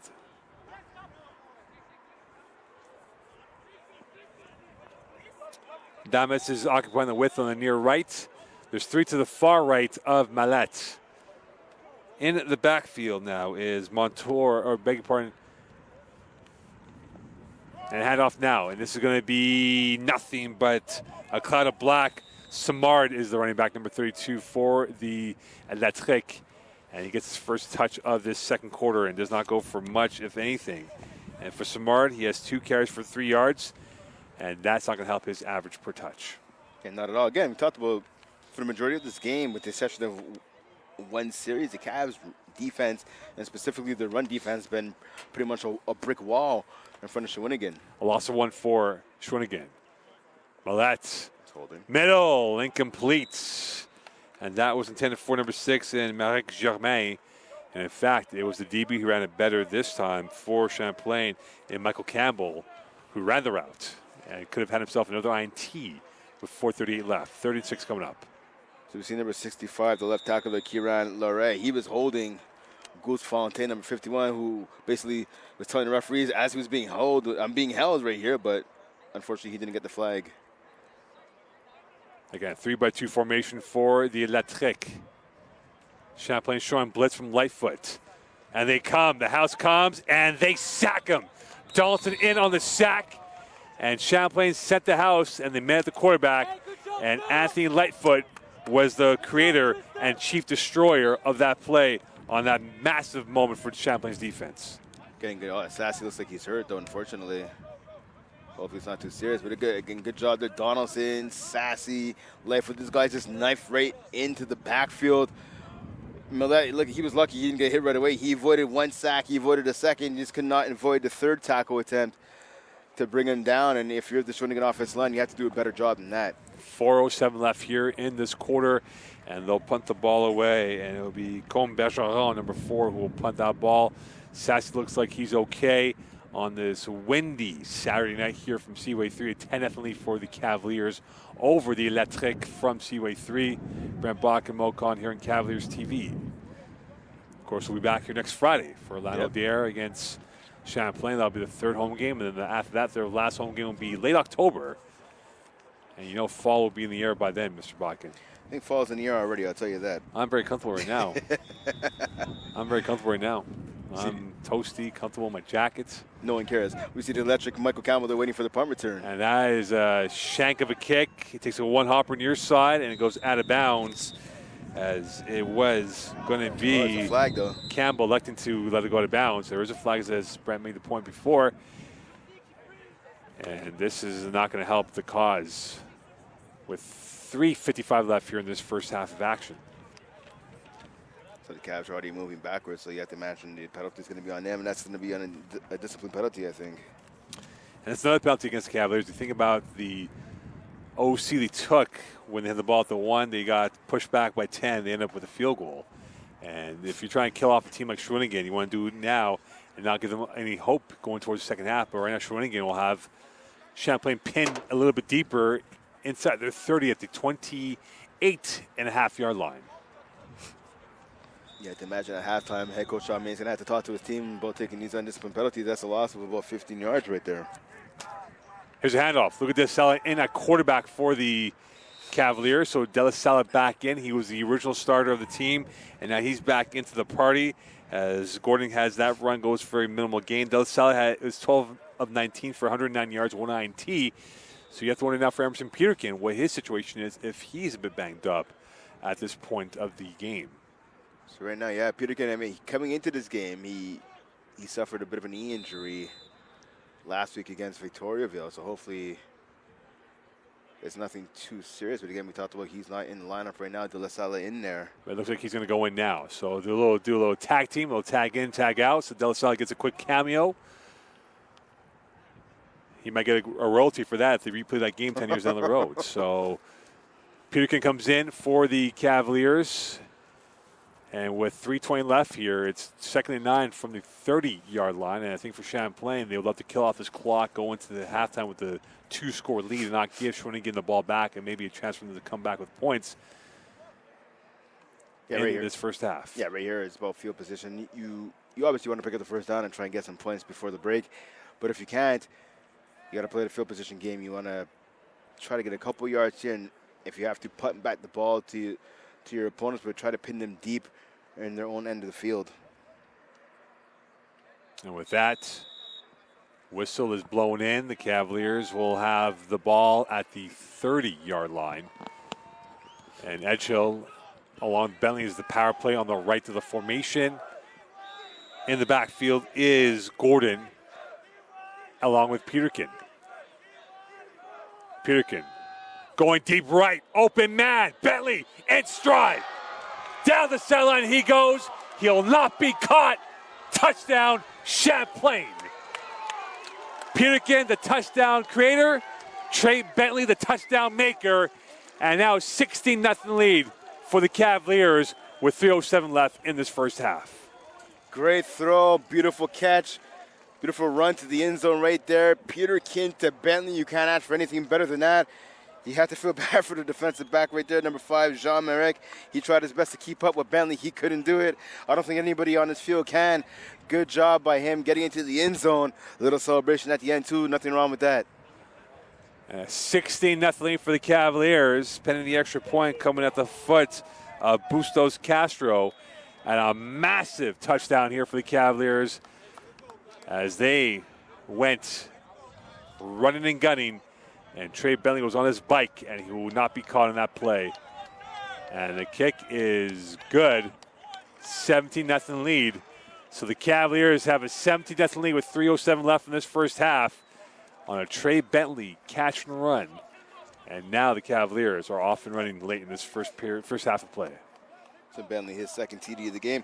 And you got to like the guts, the moxie right there by Peterkin. Listen, we talked about earlier, if the Cavaliers weren't going to be able to pick up that first down, you just want to see them run out the clock a bit and punt it back to Shawinigan. Up Bentley and Peterkin said, no, forget that noise. Going for the depth shot right there, going deep. Connecting for that long TD. 3:07 remaining in this first half has pretty much been all Champlain. And the fluency of this game has now started to rev up for the Cavaliers on offense as Emerson Peterkin gets a touchdown pass right there. His second of the day, of course, both to Trey Bentley, as Brent made the point before. And now the Cavaliers are up by 17 with 3:07 left here. And this might be a backbreaker for the Electric, knowing that they were still in the game. But albeit that they cannot give up those explosive plays, and they just got blown up by an explosive play from Trey Bentley's legs. But that's exactly it. I mean, it's a totally different game right now, right? All the momentum is swinging in the Cavaliers' favor. Listen, if you go down at the break, if you end the break, pardon me, down 10-0, that's not the end of the world. It's a 2-possession game. But you have to play some defense. You have to close out the half on a high note, and it just got beat by the deep ball right there, turning it into a 3-possession game now. And now returnable now to the center field. Coming through and knocked by his own man is Vincent, as he was knocked over, in fact, by number 25 for Shawinigan in Dutu. And that is a highlight they may be laughing about on Monday morning film session. Yeah, definitely. Well, no laughing matter right now. Again, that's 0 on the scoreboard for Shawinigan. Again, this is a team that only averages 15 points a game, as we talked about at the top. You want to give them those 15 points. Well, that's exactly. You want to give them the 15 points. They're still losing the game, right? And right now, just getting 1 on the scoreboard seems to be a challenge for Shawinigan right here. And timeout would have been called. 3-minute warning here in this first half. Champlain 17, Shawinigan 0 from Seaway 3. Brent Bach and Mo Khan on this Saturday night, the last Saturday of the summer season, because fall begins as of next Friday, I believe. The 21st, I believe it is. That is true. I mean, so, or you can say it started right now. Well, the autumnal-like weather has definitely arrived, as you've started to wear your jacket now. It's been a chilly week. It's been a chilly week. Yesterday wasn't so bad. Tonight, yeah, it's kind of cool. Right now, it's been a chilly affair for Shawinigan in Champlain. They've not found any ability yet here on offense. They are in red ink, down by 17, looking to get themselves back in this ball game. Could they find themselves in scoring position here with 2:55 left in this first half? Now that handoff and nothing coming of life as Kuguri comes in on that run on the left side, and he was brought down rather quickly by number 51 for Champlain in Goose Fontaine, his first tackle of the day. Yeah, first touch of the evening there for Kuguri. He was met right away, pretty much at the line of scrimmage. Luckily, he was able to pick up 1 yard. That'll be 2nd and 9, 2:35 left here from the 35. Kuguri now in the backfield, 2-by-2 receiver formation for Shawinigan. Kuguri, he's got a hole up the middle, and he's taken down by number 33 in Ionis Marchanis, who had a sack last week. And that is a good run for the Electric. This becomes a 3rd and manageable now from the 40-yard line of the Shawinigan territory. Yeah, 3rd and 4 right here. Good hard run though by the running back for Shawinigan. Trips right for Mallet. They're trying to see if Champlain would declare. They don't. They go back into the original position. Could the GPS find themselves in scoring position? Mallet over the middle. That's caught. Enough for the first down, going sideways to the near side. It comes into the Champlain territory, forced out of bounds is Julien Leroy. His first catch of the day. He's been MIA up until now. His 4th catch of the season. That puts him over 100 yards for the year. And that's a big play from number 2 because they need him in the situation beyond Vincent to be the X factor. Yeah, Leroy, the second leading receiver, as you talked about, 99 yards, 2 TDs, leading the team in that area. He's been quiet here this evening, so a good catch by him. Let's see if this can get him in the offense going for Shawinigan. He's now the 3rd receiver to the left of the formation for Shawinigan. Handoff. Koguri. And the steamroller gets about a couple of yards on the play, and he was brought down by Lavasseur, who came down from his position. It'll be 2nd down coming up here with 1:54 left in this first half. Yeah, so not too many yards right there for Koguri. Pretty much stopped more or less at the line of scrimmage. Vincent is the receiver to the left, 2nd. Koguri in the backfield. And Leroy is the 3rd receiver to the right of the formation.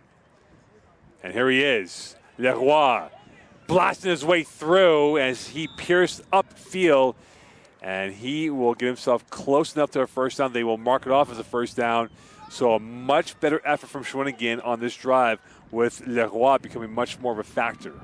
And I tell you what they're doing right here. Mallet, the quarterback there, number 13, he's getting rid of the ball fast. He realizes when he gets those 5 to 7 step drops, the D-line has too much time to get after him to create havoc. So by having him 2-3 step drop, getting rid of the ball quick, that's what they need to do. And there's a whistle to play. Fumble not be as Koguri got rocked. Oh, and he's hurt. And he's hurt as he was brought down by one of the Champlain players, and it appears it was Papin who hit him. But there was a penalty on the far side. So that's not what Shawinigan wants.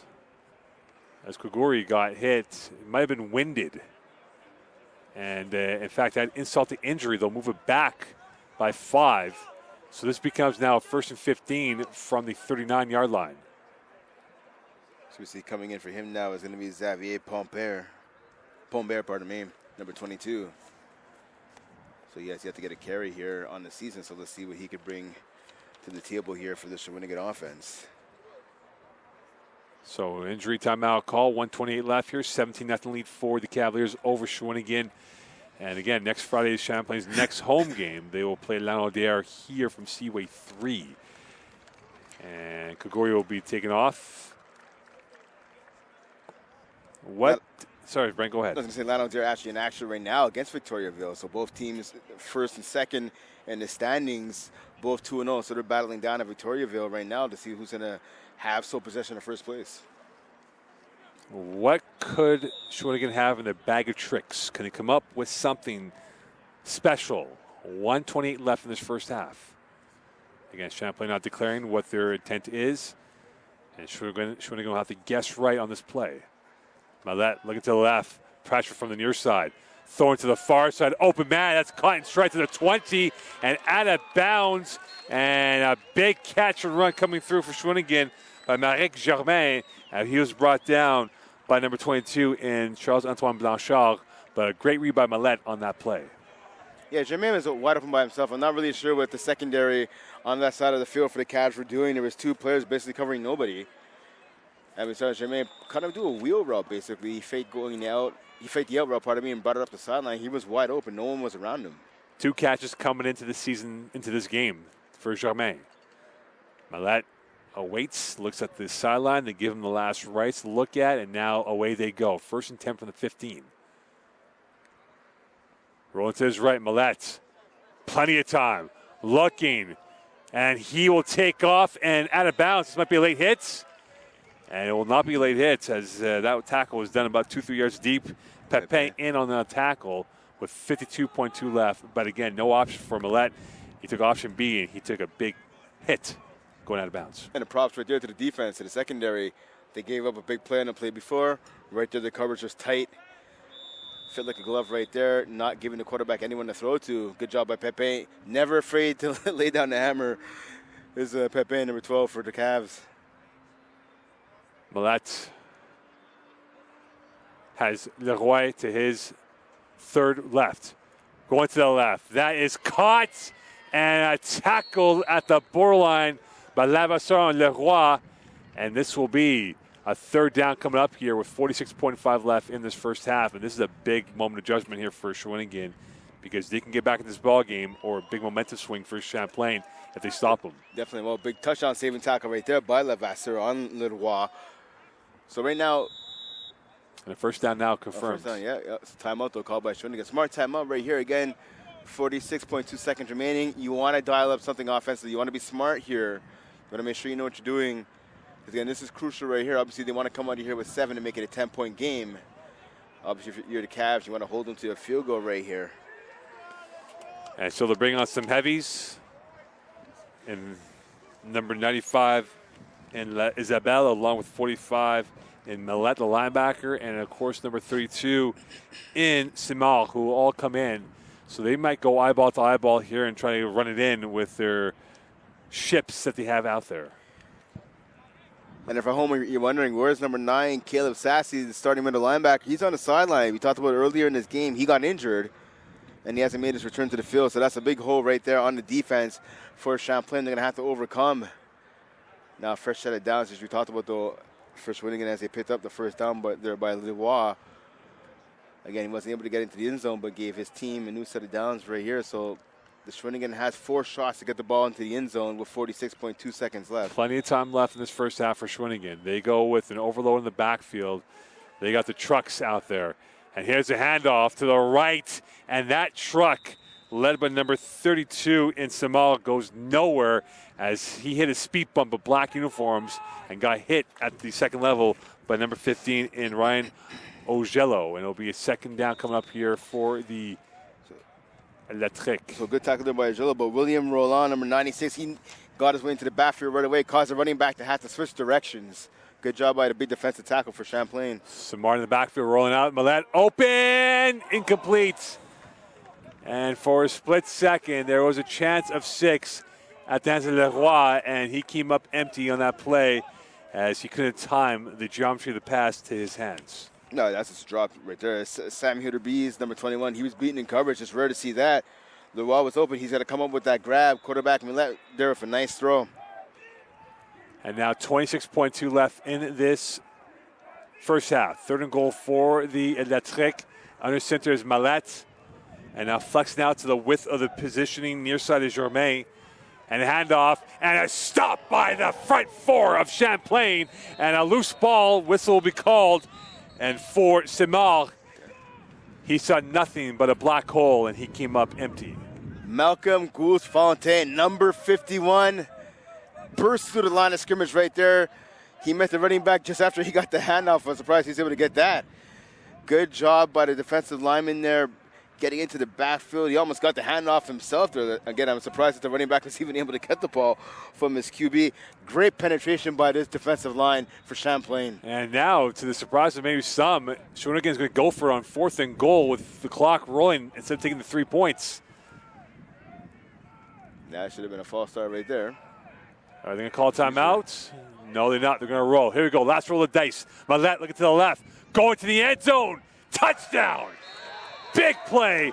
Pressure makes diamonds. And Leroy is a gem among the crown jewels. And a 17-6 lead for Champlain at the death of the first half. Great catch there by Leroy. Good job by Mallet putting that ball up. I got a question, though. Number 12, Philippe Olivier Pepe, the hammer of this defense. Not sure what he was doing right there. He had coverage. Someone had coverage on Leroy in the back, on the back end. They slipped.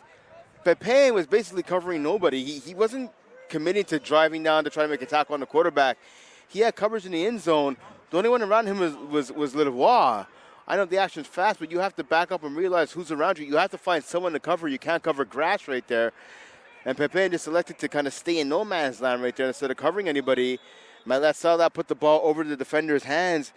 Easy touchdown, pitch and catch right there for Shawinigan. And Mallet looking to start the drive and end the drive with the extra point. The kick is good. And a 17-7 lead. And a frustration here for the Cavaliers at the end of the first half. But we're through 30. Champlain 17, Shawinigan 7. Stay tuned here on Cavaliers TV. Game still in the balance with plenty of twitch going on in this second half coming up. Stay tuned.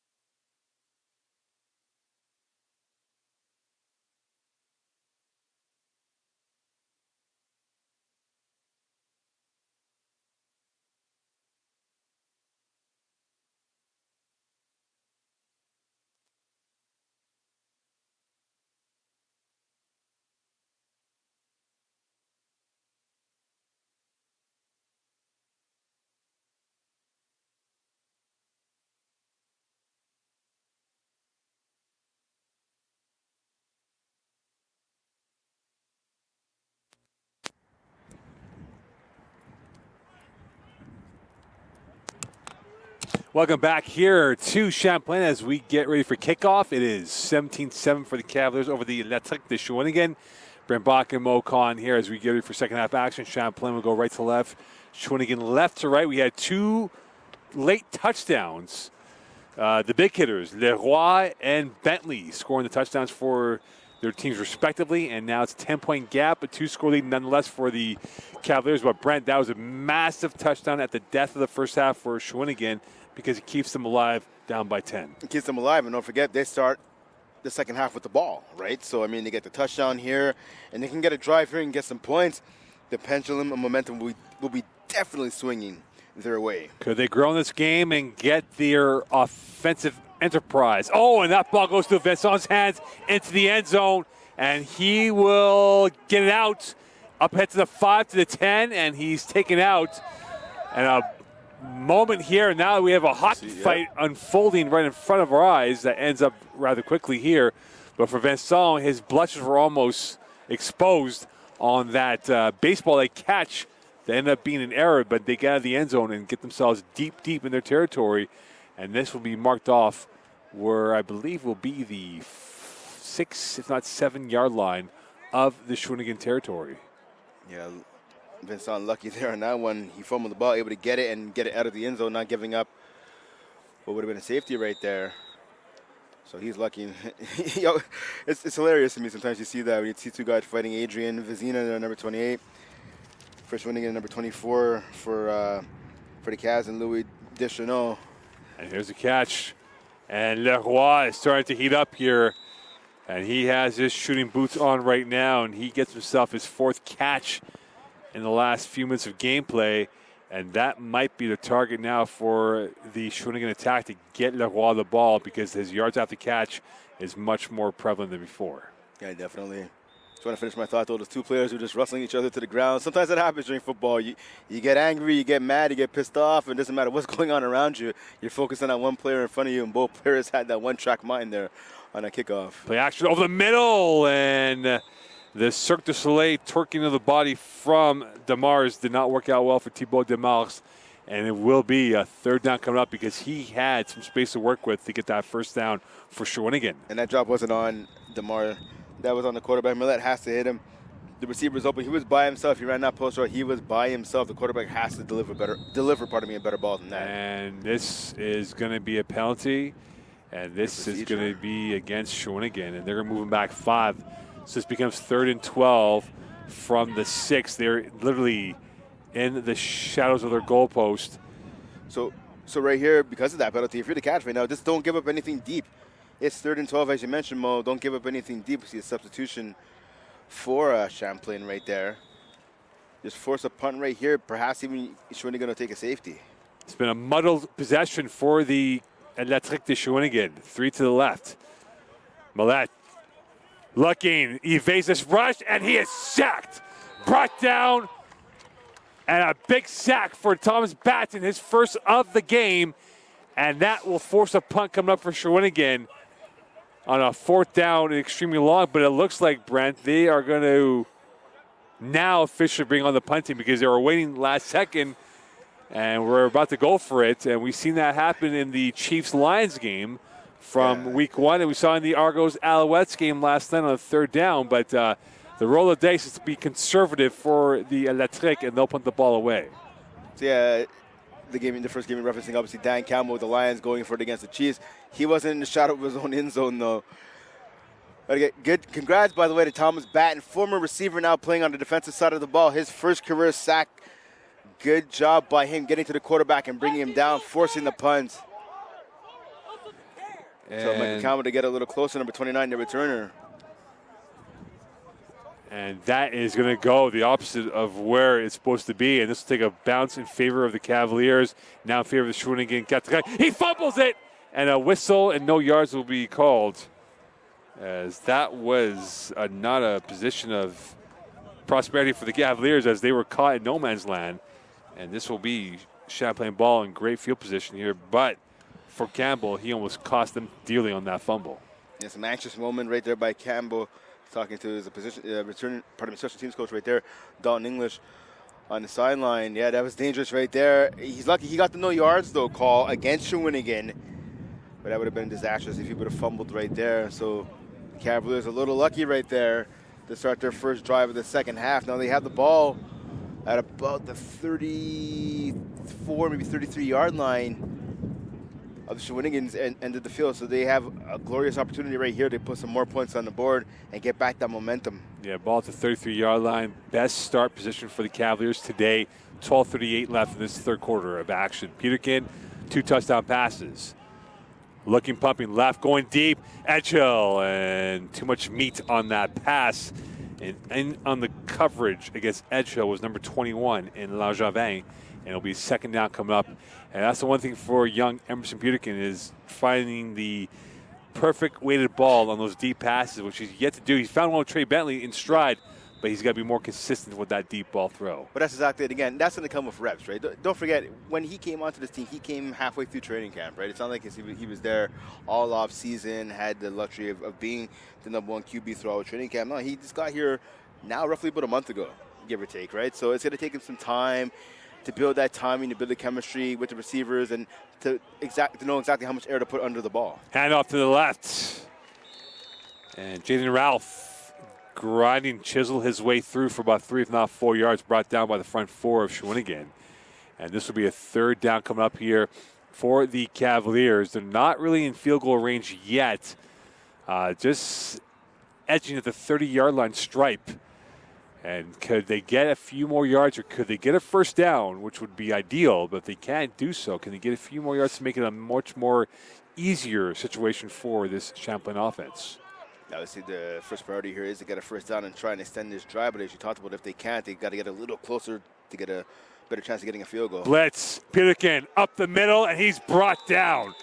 And he's brought down by number 95, Julien Isabelle, who's had a wonderful game. He had 2 early tackles and a big stop right there. If he didn't get him, Peterkin was going for the first down. I'll tell you what, players of the game right now, Isabelle is definitely putting his name in that bunch right there. A huge tackle right there, because as you mentioned, Peterkin had more than enough for the first down if he would have been able to break that tackle by Isabelle. So good job by the big man, the rock in the middle, are bringing down the mobile quarterback. Yeah, Peterkin comes off second best on that play, and now it will be a field goal for the Cavaliers, and they'll bring on Patricio Bustos Castro, or they're going to go for the punt. We'll see now. It's a punt now officially. So Bustos Castro will punt the ball away. They'll play the field position. So Champlain cannot catch it on their best field position. They only gained 2 yards on that drive. And that's almost blocked. This will go out to the near side, take a one-hopper into the end zone, return the ball, and that might have gone out of the goal line end zone. And will this be what? And this will be pinned. They're saying he's inside the one. I don't agree with that call right there. He was tackled in the end zone. He stretched the ball out, but I believe his knee was down or his leg was down before stretching that ball out past the goal line. And as a result, they'll get the ball to the 20-yard line. So like a whisker, a photo finish ends up being gold medal for Shawinigan on that return, because they would have been in serious trouble if that did not get out of the end zone. Yeah, I don't know about gold medal right there, but I mean, listen, it's better. It's better than what would have been, I guess, by your comparison to bronze right there. So we'll have to see again. They still have to march the field, right? I mean, just because they're out of the trouble here, they're not out of the woods just yet. Well, that handoff to the middle and an open hole going up ahead, close up to the first down. Samal really getting the engine revving on that play. He's been held in park and got himself nearly 10 yards on that run. Yeah, big run right there. I believe that's the best run of the game here so far this evening for Shawinigan. And again, for Shawinigan, we talked about earlier what some of the key to their game offensively. They have to mix and match the run and the pass. They were successful at the short passes, getting the ball out of the quarterback's hands quickly. If they can mix that in with the running game, you have to like their chances in the second half. And the handoff, Samar to the left, and he will get enough for the first down. Lavasseur in on the tackle. So we're seeing now a patient build-up by Shawinigan. They're not being over exuberant in terms of how they want to be. And this should be a first down now officially, or is it going to be second down? We'll see what it's marked off. So they're being patient how it's supposed to be now moving forward with 9:38 left in this third quarter play. And so what ended up happening on that punt there, so Shawinigan got the ball at the 20, but the Cavs were awarded a single. Rolling out to the right, Millette firing. And catch, incompletion, and that was dropped by Damas as that was stripped away by Campbell and Lavasseur in on the tackle along with Pepe. And it still is going to be a second down coming up here for the Electric de Shawinigan. Now third down. So there's a bit of confusion here with the scoreboard and the yardstick. It says second down, but the scoreboard says third down. We'll find out officially. I'm going to go with the yardstick at second down. And that single's been taken off. It was 18-17. Now it's reading 17-17 again. But again, so let's go back to that previous play there. The Moss went up to get the ball. Great job by Michael Campbell ripping the ball out of the receiver's hands to get the pass deflection. Quick fire, and that is incomplete. The one hopper intended for Damas, and this will be, again, this should be a third down coming up here, which I think has been corrected. So it will be a third down. On our scoreboard is 8:57, third down coming up. So there's a bit of, again, there was a bit of a miscommunication in language of the down distance, and this has now been rectified. So right, third and 10. Was a little off. The score was a little off, but we're back to normal. Everything's up and running again. Third and 10, 8:50 left in this third quarter. Champlain up by 10. Mallette looking to the left. Deep center field. And triple coverage intended for Marek Germain. And unfortunately for him, in the sea of hands, his wasn't the lucky recipient of that football as that ended on the turf of Seaway 3. So I tell you what, Germain was open on that play. We ended up seeing the ball being thrown into triple coverage, but Germain was open. It's just the quarterback didn't put enough air underneath that ball and wasn't strong enough as well to get that ball past the three defenders that converge on the ball to knock it down. So with that, a punt coming up for Shawinigan. And this will be a punt situation here for number 4 and Combe Bergeron, who's had a couple punts so far today. But again, this has not been what Shawinigan wants from their offense. They thought they had a good chance here with Leroy finding his rhythm late in the first half on that touchdown. But they'll punt this ball away with 8:24 left in this third quarter. And that was almost blocked. And this is returnable from center field. Here's Trey Bentley on the one hop. Towards the circle he comes. Going to the near side he goes. He's turned the corner. He's got a convoy going up ahead. One man to beat. Bentley down the sideline, cutting against the grain. Hat trick of touchdowns for Trey Bentley. Flag on the play. But Trey Bentley put on the afterburners and was not going to be caught. But now Shawinigan is clapping their hands because this looks like it might be going against Champlain by the Shawinigan reaction. But now we'll see what the call is. And it looks like, Brent, that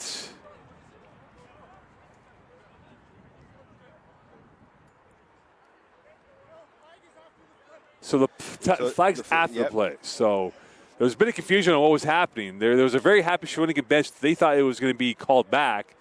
And then we saw the Champlain bench be upset on the call. So they were both happy for different reasons or angry for different reasons. But now it's been corrected, and a Trey Bentley touchdown has put Champlain up 23-7. And quite frankly, Brent, that was what you call a quicksilver finish by Trey Bentley. Quicksilver finish right there, indeed. Bentley, the huge punt return. He got some great blocking downfield.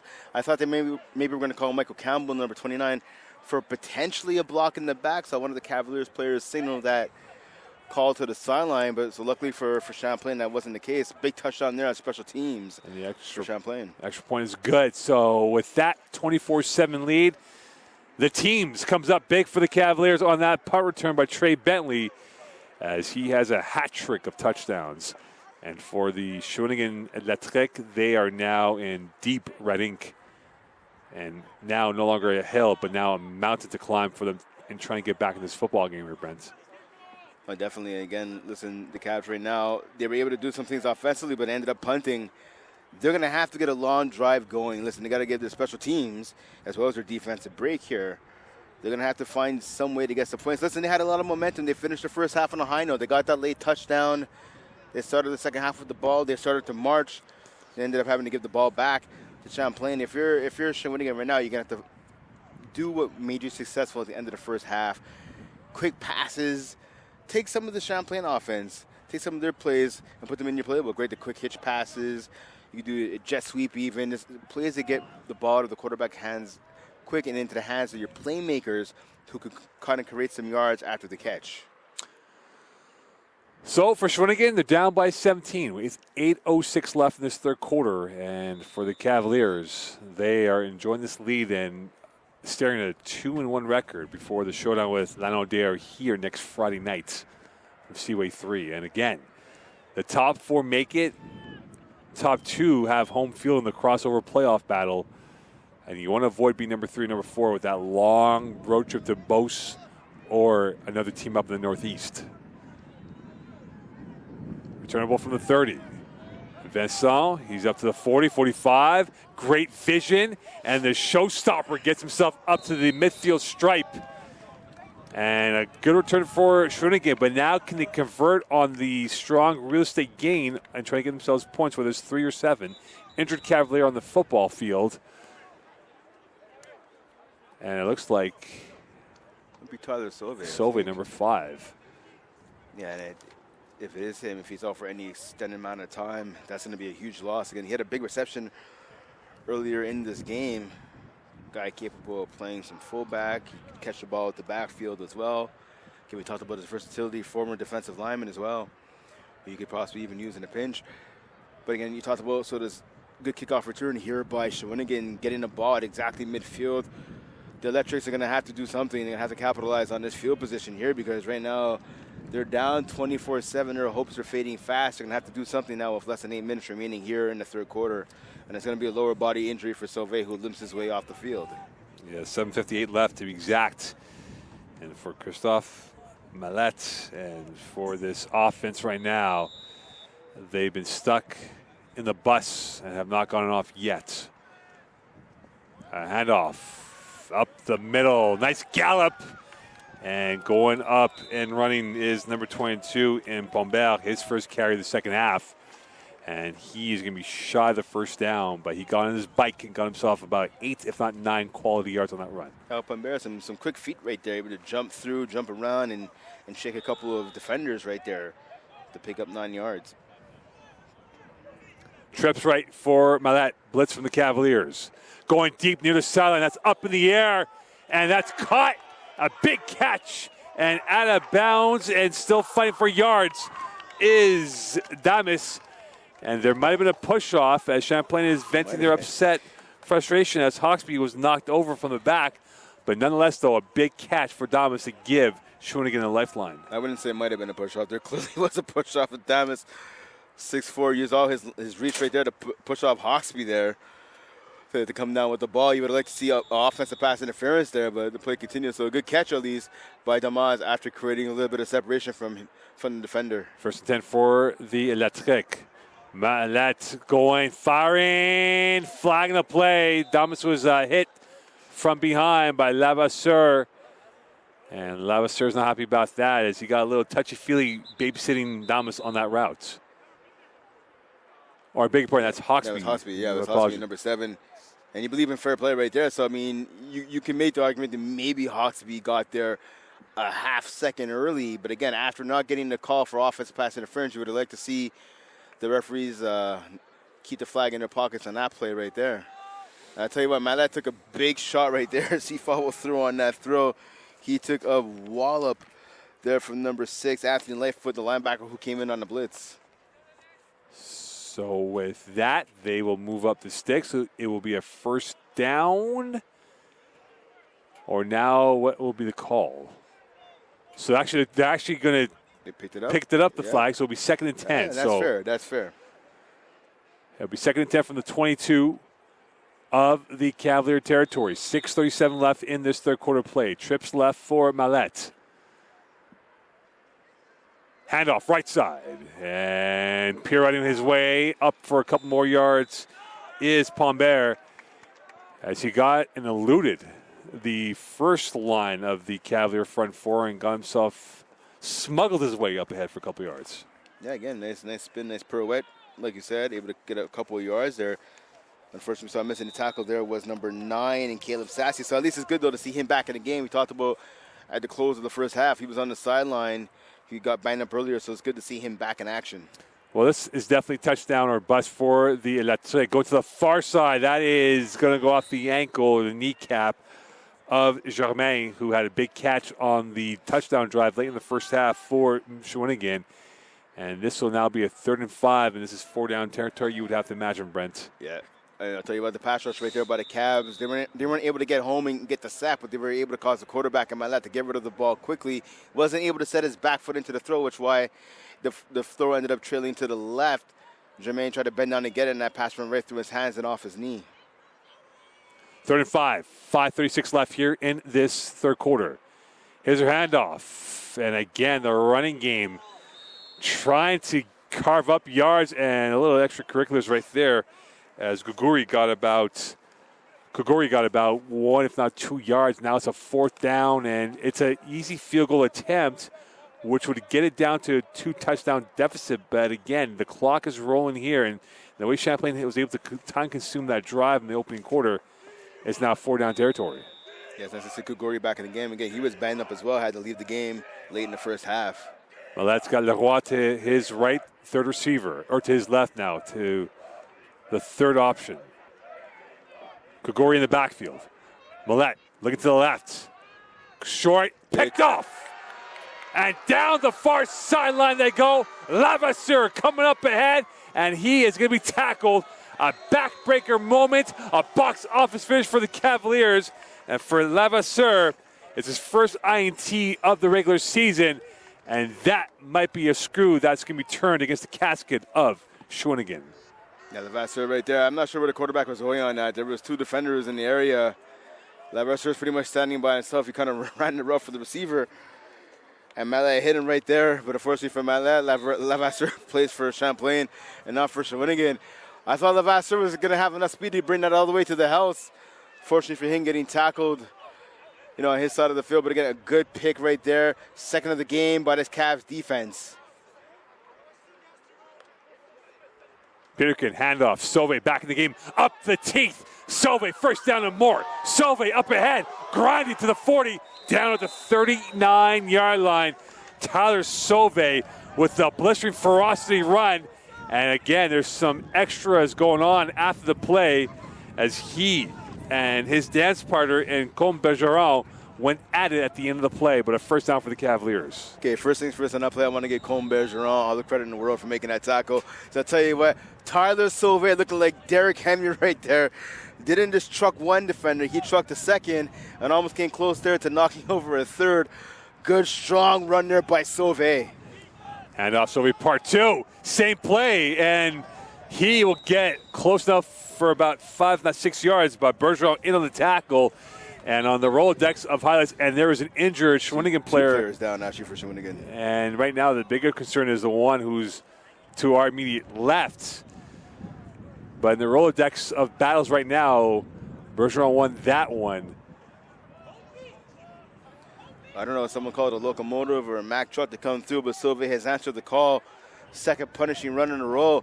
I'll give Bergeron credit again, though. So he made the tackle on that play, but he was smart. He took the angle and attacked the arm where Sauve was carrying the ball. Looked like he was able to get the ball loose for a second. Saw Sauve kind of stop mid-run there to reposition the ball as he was going down almost. So good job there by Sauve. 2 strong runs in a row. And this is when the Cavs are. I mean, you feel bad for the player, obviously, who's hurt down on the field for Shawinigan. So hopefully he's going to be okay. It looks like a lower body injury for the player who's down. But it's getting back to the Cavs there for a second. And this is when their offense, even going back to last season, even the season before, when they had Philip Peltier throwing the ball, this is when their offense is their most lethal. When they're able to mix in the run and the pass efficiently, you let the running game open up the passing game, and the passing game open up the run game for the Cavs. And this is when they're at their best. Vincent Desjardins, the D lineman, being held off the field. And with 3:30 left in this third quarter play, the Himalayan mountains of the Champlain front 5 is starting to lean on the much smaller size front 4 of Shawinigan. That might be starting to become a factor. Blitz from Shawinigan, and also there was movement by Champlain. A lot of finger pointing on who was the culprit on that play. It'd be Noah Roy there, and left tackle number 77 yet getting called for procedure. For false start for you fans there south of the border. So it'll be 5 steps back for the Cavs offense. So instead of 2nd and 3 now, it's going to be 2nd and 8. Yeah, Shawinigan trying to hold on here. Champlain trying to break down the door and really go right on the that's a defense here, up by a score 24-7. Handoff, Sauve, up the middle he goes like the St. Lawrence River, and will that be a late hit? Sauve gets up, pointing the first down, but that could have been called a late hit on Shawinigan, and another injured player for the L'Attrec, and this time it is number 12, is Justin Patry, who's down right now. And again, Brent, we talked about it in the first half, the wealth of depth that Shawinigan has right now is starting to be stretched quite a bit, and they might be down to their third and fourth stringers at the clip they're going with so many guys going down on this drive and prior to that. Yeah, we said it. And Patrick, again, he's their best defender, the leading tackler coming into this game. And yeah, I talked about that late hit there. That was by number 30, Marc-Antoine Montour, the 5'5" player there coming in. That definitely was a late hit, and the flag, I mean, referees not throwing a flag, kind of letting the players play, but you got to be careful. That could have been dangerous right there for Sauve. Yeah, Sauve is a much bigger player, but he's in a vulnerable position there as he's down on the ground, and you see a player diving towards the upper body of Sauve. And with that, first and down for the Cavaliers at the 21-yard line. Trey Bentley on 3 touchdowns. He's occupying the width on the far right. Etchell is the second receiver to that position. Of course, Frederick is out right now, so Bentley has capitalized on the missing number 4 uniform. Sauve again. It's the same play over and over and over, like the movie Groundhog's Day. And quite frankly, Shawinigan has not been able to change that storyline on this drive. Well, that's exactly it. Listen, as the saying goes, if it ain't broke, don't fix it. See Sauve there just gashing the Shawinigan defense. Again, we talked about this before the broadcast, right? We talked about it at the top. Shawinigan, their biggest problem, yes, they're last defensively. A big reason for that is because they can't stop the run. And we've seen Sauve the last, 3, 4, maybe 5 plays in a row, just running at will right up the middle. There's no sweeps. There's no toss. No, it's right down the gut, right through the A-gap. Sauve is stopped this time by one of the bigger players on that team, Julien Isabelle. And this will be a second down coming up here for or now a third down. We'll see what the scoreboard will say, as it has not been changed yet. But the clock is rolling with 1:40 left here. So it'll be second and about 1, I believe, Brent, give or take. They're saying second and 1. Oh, I believe not. They're saying a first down now. First down. Yep. Okay, so this is going to be a first down for the Cavaliers. And it'll be first and goal, or it'll be very close to being first and goal here. I think this will be first and goal coming up for the Cavaliers. No, it's going to be first and 10, I believe. Oh, yes. Yeah, if they get the ball to the 1-yard line, Champlain's able to pick up a first down. Sauve in the backfield. 2-by-2 receiver formation, tight end right. Peter can play action. Blitz, rolling to the left, rolling to the right, jabbing, looking, and he evades, and away he goes like a magician, and he slides, and he was able to get some yards out of it. He was dead to rights, and he was stopped by Marik Jean on that play, but an absolute showman-like moment for young Emerson Peterkin. I tell you what, we talked about Julien Isabelle all game. He's having a phenomenal game. Well, he missed a huge tackle right there. There was him. The Scamaroni was in there on the play. After the Premont, these are some of the top defenders, obviously minus Patry, but some of the top defenders on the Shawinigan squad. They missed a chance to drop Peterkin for at least a loss of what would have been 7, 8, maybe even 9, 10 yards right there for the sack. So credit to Peterkin, he able to pick up 4 yards on that scramble, pretty much running for his life. So Tayshawn Gordon in the game piece to the left, in the backfield, tight end left for the Cavaliers. Peterkin passing middle, almost picked off.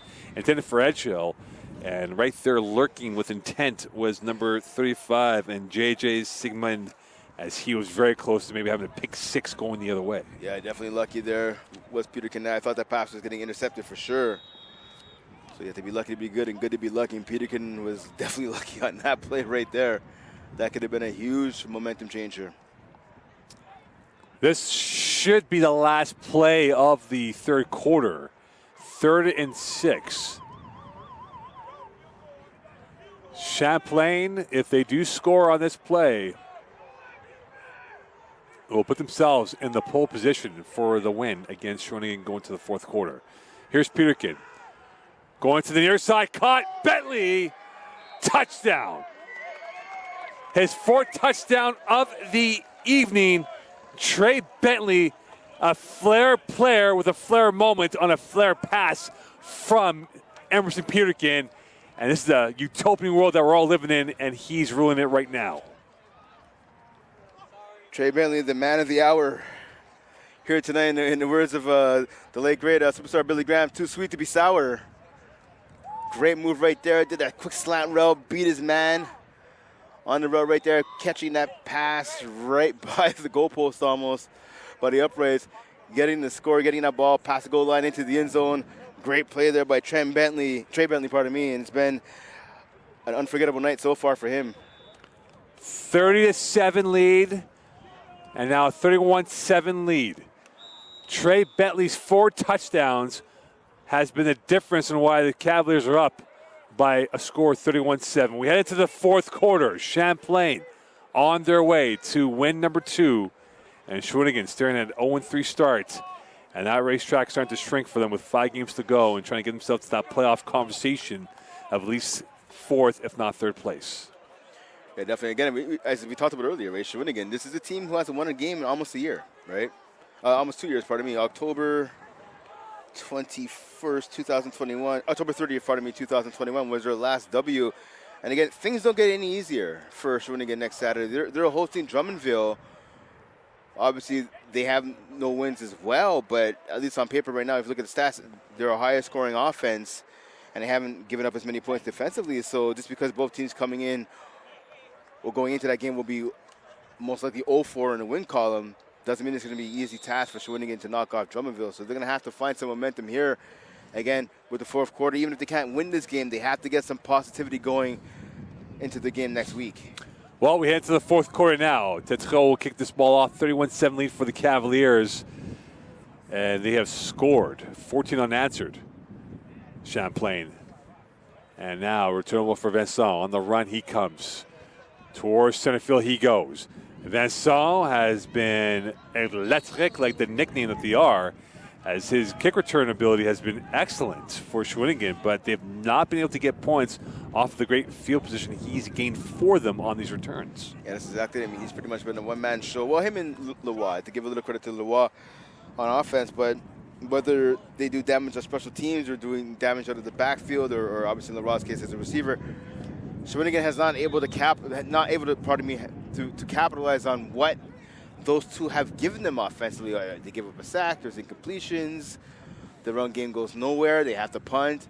Shawinigan has to do something here offensively on this drive if they want to have any chance of coming back. Vincent taken down by Roland, and this will go for a couple of yards. And right now it's been a masterclass effort from Trey Bentley. It's Trey Bentley 28, Shawinigan 7. Yeah, that's pretty much it. That's pretty much it right now. Again, so it's been the Trey Bentley show here tonight. Former quarterback. He wanted to play quarterback. That's what he got recruited here to be. When he made his debut last season, he got in some mop-up duty and specialized design quarterback run plays. Realizing now receiver is his best position, and he's showing why right here tonight. Hand off to the right. And this will go close, very close to a first down for Shawinigan, courtesy of Semar. And they're going to go no huddle, trying to get some more plays out of this. Again, clock is rolling with 13:48 left in this fourth quarter play. It'll be a 3rd and about 2 coming up from about the 40 or 52-yard line of the Shawinigan side of the field. 2-by-2 receiver formation for the Electric. Champlain showing blitz. They come. Option. And away they go to the far side. Great burst down to the far end they go. And forced out at the 40 is Semar on an option play that worked out very well for them. And that's probably their best play on the ground attack from the Shawinigan offense. Yes, Semar, who came in with only 3 yards rushing this season, that's obviously his biggest run of the season. A huge run by him, getting to the edge and breaking some tackles as well and picking up more than enough for the first down for the Shawinigan offense. And this could be the spark that the Electrics need. Trying to find that burst here. Could they pull off the smash and grab and get the win? Pressure, Millette, middle. And that might have been an interception coming up. But again, the Shawinigan O-line kind of went further ahead and might have been called, but that was incomplete. So with that, it will be a second down coming up here for Shawinigan from the 40-yard line. Yeah, it's going to be second and long now for the Shawinigan offense. Looking again to put something together here to get some points on the board. Malet's got 3 to the left. Here's a handoff. Samard will loop forward, flag in the backfield, and it's going to be a holding, it looks like, against Shawinigan. And Brent, you must ponder if now the fatigue physically is starting to weigh on Shawinigan because they're taking a lot of mental lapses in terms of the unforced penalties that they're causing for themselves with the hold coming up against them. It could be fatigue and also could just be frustration, right? I mean, listen, you're down 31-7. They were in this game. You go into the halftime break, you're down only 10. You're down 17-7. They went in there the halftime probably feeling really good about themselves and figured, okay, we're going to get the ball back to start the second half. Let's build off this momentum. And we saw this, the Champlain offense has been unstoppable, and the defense has pretty much been how it's been all game long, pretty much a wall surrounding this Shawinigan offense. They got 2 down linemen, the Champlain defense showing right now. Millette looking to the left, firing, that is caught, and Leroy is hit. And he gets up rather easily, and he got autographed by number 23 in Nicolas Cardinal. And this will be a 3rd down and extremely long for Shawinigan. Cardinal coming in like a buffalo right there with that big hit over the middle. Good job by the receiver hanging on to the ball. He left the autograph on his chest over there on that tackle. And now 3rd and 15 from the 50. Blitz again for the Cavaliers. Going deep near the sideline. A chance. And incomplete for Germain. And that would have been an acrobatic and emphatic catch by him had he held on, but he could not do so at the conclusion of the play. So you would like to see the corner there, number 2, Jason Lagmago Camta. Listen, he was there on coverage, but he didn't turn around to play the ball. He's lucky that the officials elected not to throw a flag against him, because I'll tell you what, in number 6 there in Germain, he had position. He would have been able to come up with a catch if he wasn't interfered with right there. So the coverage was good, but you want to see the DB turn around and try to play the ball. 4th down for the Shawinigan offense. Millette is pressure throwing near side. That is short, incomplete, and well defended, and might have been incidental contact over there in terms of the quarterback, Millette, going off the field. Germain was the intended target, and frustration now for Millette because, again, this is a situation where he thought he would have had the 1st down, but came up short. Yeah, we saw a credit there. So I talked about what I would have liked to see. What I would have liked to see him do on the last play.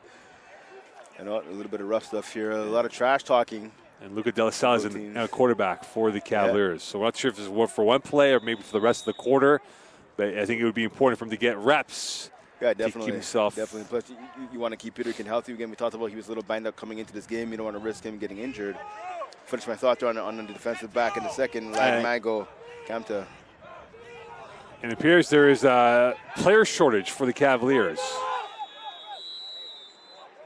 I think Champlain had the wrong personnel out there. From our count, there is 5, 6, 7, 8, 9, 10, 11. So they're missing 1. And it appears it was Tetro who had to come in and didn't realize his number was called. So that's why you have timeouts. That's why you want to use them, right? You want to save them. Save them at least your 3 timeouts per half. You want to save them for the 4th quarter. Something like this happens, instead of taking a penalty, you call a timeout. I just want to get back to that previous play I was talking about there. Jason Lagmago Camta. So we saw in the previous play I talked about 2 plays ago. He had that bomb down the sideline. He didn't turn around to play the ball. Luckily, he didn't get called for PI. We see on the play right after that pass on the sideline. A nice pass there from Mallette to number 6 and Marek Germain. Germain should have been able to make that catch, but a good job by the defensive back to separate the player from the ball on the sideline. So timeout avoids Champlain being embarrassed by having 1 player short and a 1st and 10 from the 45. So De La Salle in at quarterback. He played 1 one appearance early on. First pass, near side. That is called by Tetro up ahead on the hitch, and that will be enough for a 1st down. Flag on the play, and it looks like it will be a penalty against Champlain. As knocked off was Carillon, and he was taken out from behind by number 56 in Jeff Fan. I believe the tackle's going to go against the veteran left tackle there, Noah Roy. He saw his hands were up in the air in disbelief. He was frustrated with the call. He actually has the flag, was thrown against him in his hands, waiting to toss it back to one of the officials. So that, unfortunately, for De La Salle and obviously for Tetro, that erases what was a nice game by them picking up the 1st down. And he's still holding the flag, and he's mocking the flag. Maybe he has a refereeing. Yeah, perhaps. it could be. When it's all said and done, it could be a future ref there. So the question is, was this after the first down or before the first down? We'll find out. They'll move it back, no question. This will be marked off at the 41-yard line. And from the looks of it, Brent, this should be a 1st and 10 coming up here for the Cavaliers. So we go back to square one. De La Salle at quarterback. Here's a handoff to the left side. And getting maybe 1 or 2 yards on that play is Aaron Kesey, his first carry of the evening. And this will be a second down coming up here with 10:53 left. And I think Charlemagne has pretty much indicated to Shawinigan he's putting his backups in the rest of the way. Well, that's what you want to do. Listen, I mean, next man up mentality, right? On a short week coming football, up. especially in a short week coming up. You want to give your starters a break, and you want to have your backups primed and ready to go. So we see De La Salle back in the game. We see Keister getting the handoff, getting these guys some reps. It's going to be valuable. It's a long season, right? It's a marathon, not a sprint. Case blasting his way through, flagging the play, and he's into the plus territory, but it looks like it'll be a flag called, and this might be against Wolfgang Hawk. Yeah, big run there by Keys. We saw he just rolled over. He has to be penalty against the Cavs, unfortunately, but doesn't take away from the fact that Justin Patry, he just got laid out by Keys. A nice hard run by him. That's what you want to see out of your running backs. So they will move it back. With 10:21 left here, it'll be second down and 17 for the Cavaliers. Yeah, holding call against Hawk right there. And it's unfortunate. Again, another first down called back due to a penalty for the Cavs. Champlain going in reverse with this car of theirs. 2-by-2 receiver formation. Overload to the left now with a tight end and running back to that side. De La Salle, play action. Middle, that's caught, let's go. And another flag. And a little dance party going on right there as we have Wolfgang Hawk. And Isabel in there. And so Champlain going in the wrong direction. And for Shawinigan, a bit of frustration seeping through. Yeah, I mean, if you're Champlain again, listen, you're having your way at the line of scrimmage, hence why they're up so big. I believe penalties, yeah, it's going to go against Shawinigan this time, so a bit of a change right there. So change of course in the menu options here, and this will move it up for the Cavaliers. They will get a first down, and this is actually going to go way deep into the Shawinigan side. So this will be from the 55-yard line at the midfield stripe, and a 1st and 10 for the Cavaliers from the 55. So that's a costly penalty right there. It was 2nd and 17 before that play, and now it's a first down for the Cavs at midfield. That's just still in the game for the Cavaliers. Here's a handoff. Case to the left side as he jackknifed his way up towards the 50-yard line of the Shawinigan field side, and this will be second down coming up here for the Cavaliers. Again, nice run right there. It's not a run for a first down, but a pickup of about 4, maybe 5 yards right there. You have a much more manageable second down now for the Cavs offense. And this will be second down and 5 from the 50-yard line in the fourth quarter played. 9:05 left in this last period. De La Salle, handoff. Keith, he evades the back. And he gets around 1 or 2 yards as he was dead to rights in the back end of the pitch. And there's an injured Shawinigan player on the far side. And that is number 27 for Shawinigan in Thomas Waltz. Yeah, Waltz is definitely hurt. You have to imagine it's a lower body injury. Hopefully it's nothing too serious, but he is rolling around in agony right now on the turf.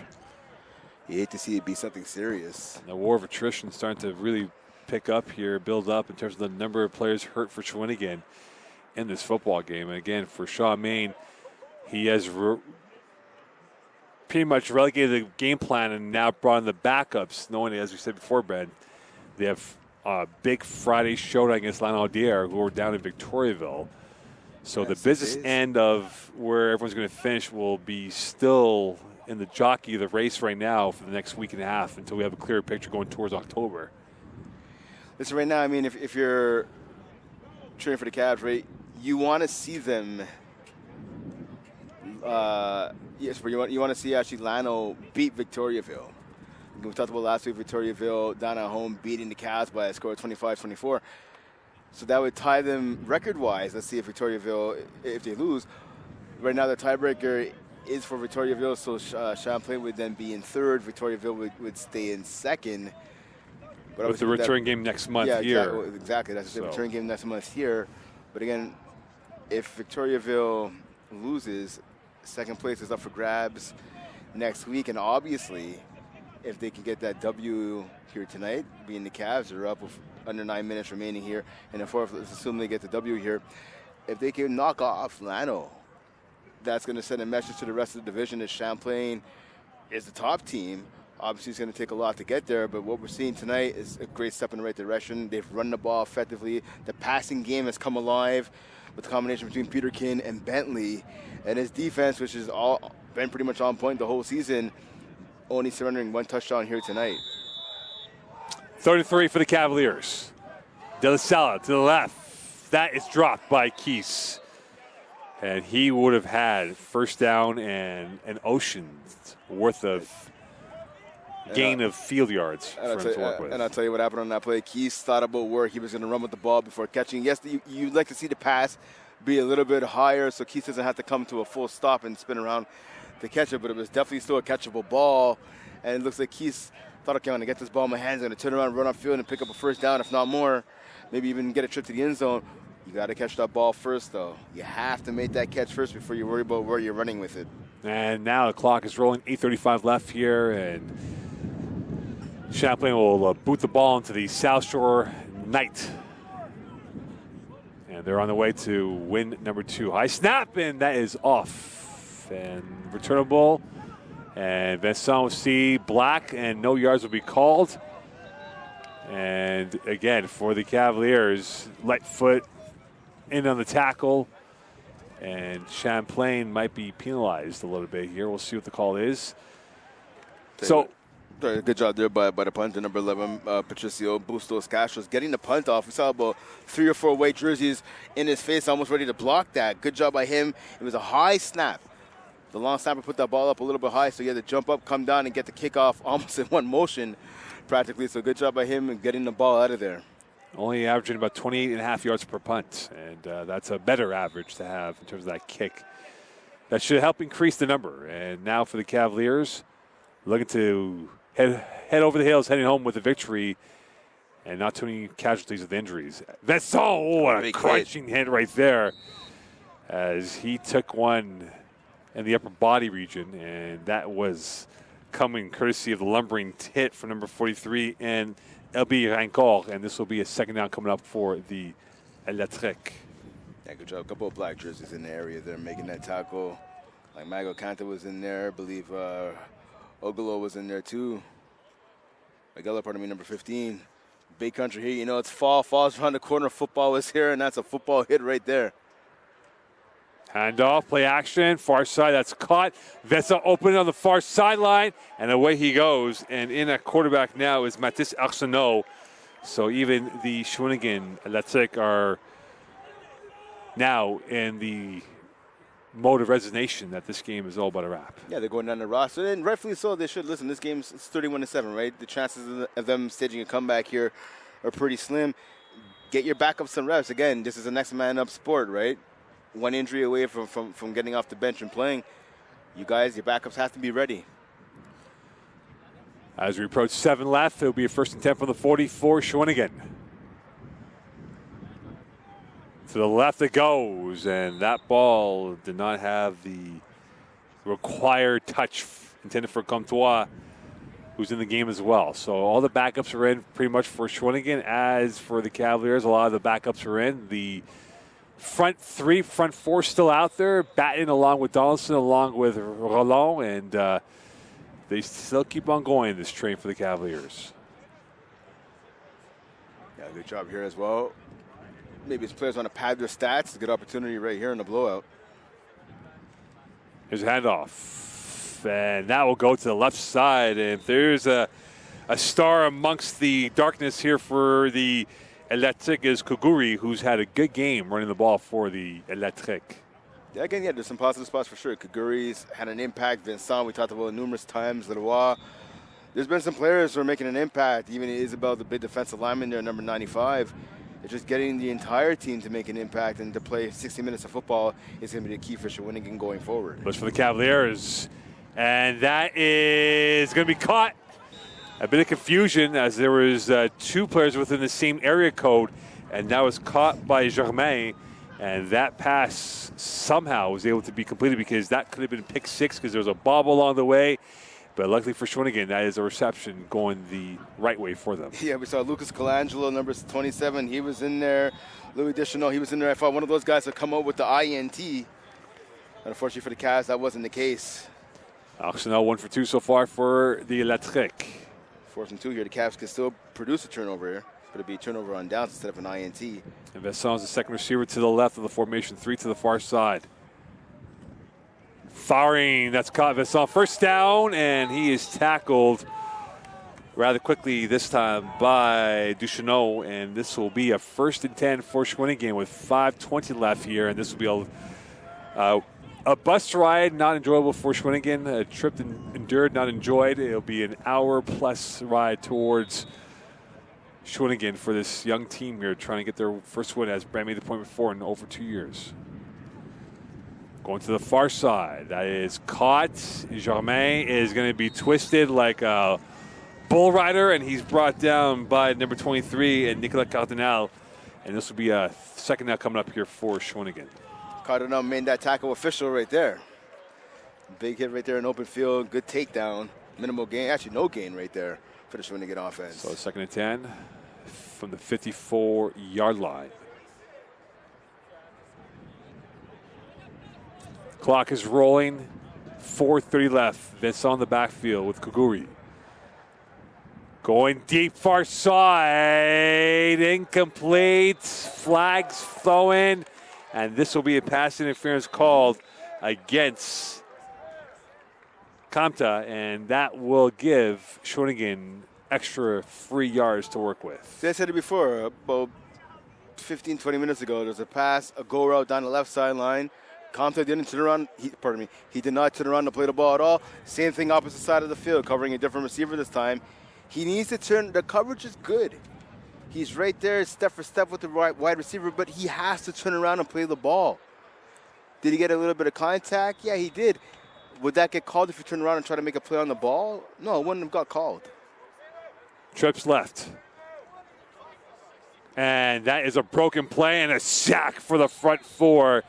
And brought down rather quickly is Arsenault. And the front 4 with a big play. And William Rollon in on the sack. He's led the D-line with about 7.5 tackles coming into the game.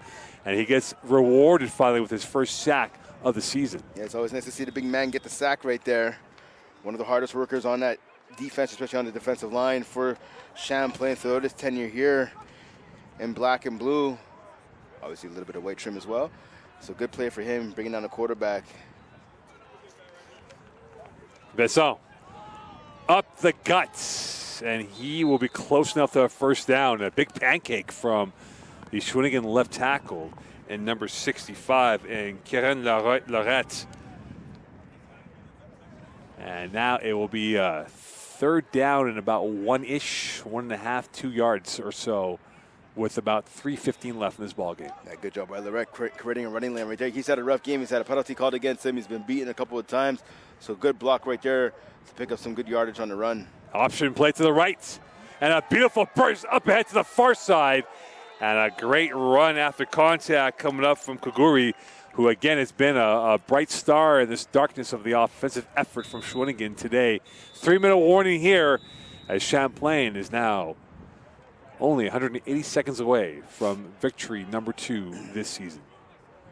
So we see big William Roland coming out. Donaldson is coming back in the game. So let's at Champlain defense, changing one big man for another. Let's see if they can get a stop here. I mean, they're up 31-7 right now. You talked about with 3 minutes remaining here. But you don't want to take your foot off the gas, right? You have the momentum. You want to keep that 7 on the scoreboard. You know, there's a sense of pride there, obviously, for the Cavs defense. You want to keep. You only gave up 7 points. That's what you want to keep it as. You don't want to give some points at the end of the game in mop-up time. if you're a Champlain Cavalier So defender. if there's one point of concern, it is Mr. P.J. Frederick, who has have a sling on his left side. And that might be a big concern for them. And you have to wonder, by the looks of that positioning of his physical state, he may not be available against Lanaudière next Friday night. Yeah, hopefully maybe that's the sling is just there for precaution. But again, I talked about it earlier, right? So it's going to be time for other guys to step up. Matthew Paquin, Adriano Adamo, Carlucci, Jeremy Searles, and obviously we see Trey Bentley step up. And Emil Gregoire will be back next week. Yeah, that's it. You're right. Gregoire will be back next week. Going to the far side, and that is too much depth on that pass coming in from Arsenault, and this will be a third down coming up for the Electric, the Shawinigan. So lacking the power surge is Shawinigan's offense. They only got one touchdown late in the first half, on the final play of the first half, that was.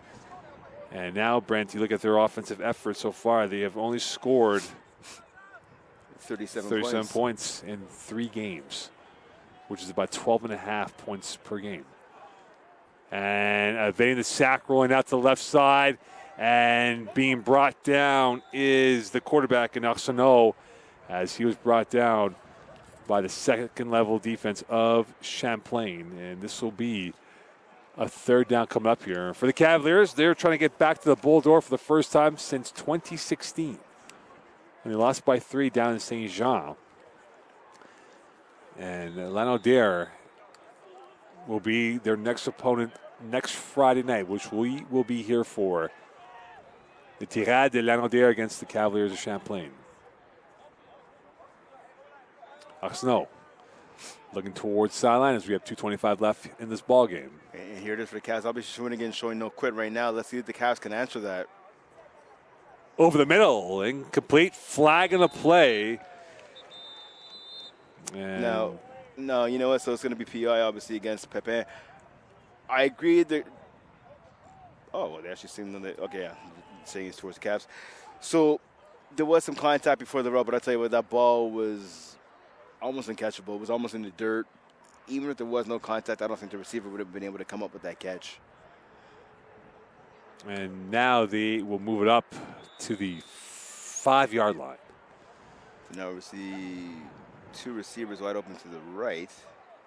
And 2 defenders motioning over. The slot receiver, though, is still open. Ends up being a blocker. Fumble! And that is recovered by Champlain. And on this Montreal evening in the South Shore, the lights are shining on Champlain and exposing Shawinigan. And Champlain will be on their way with an injured Electric player on the field.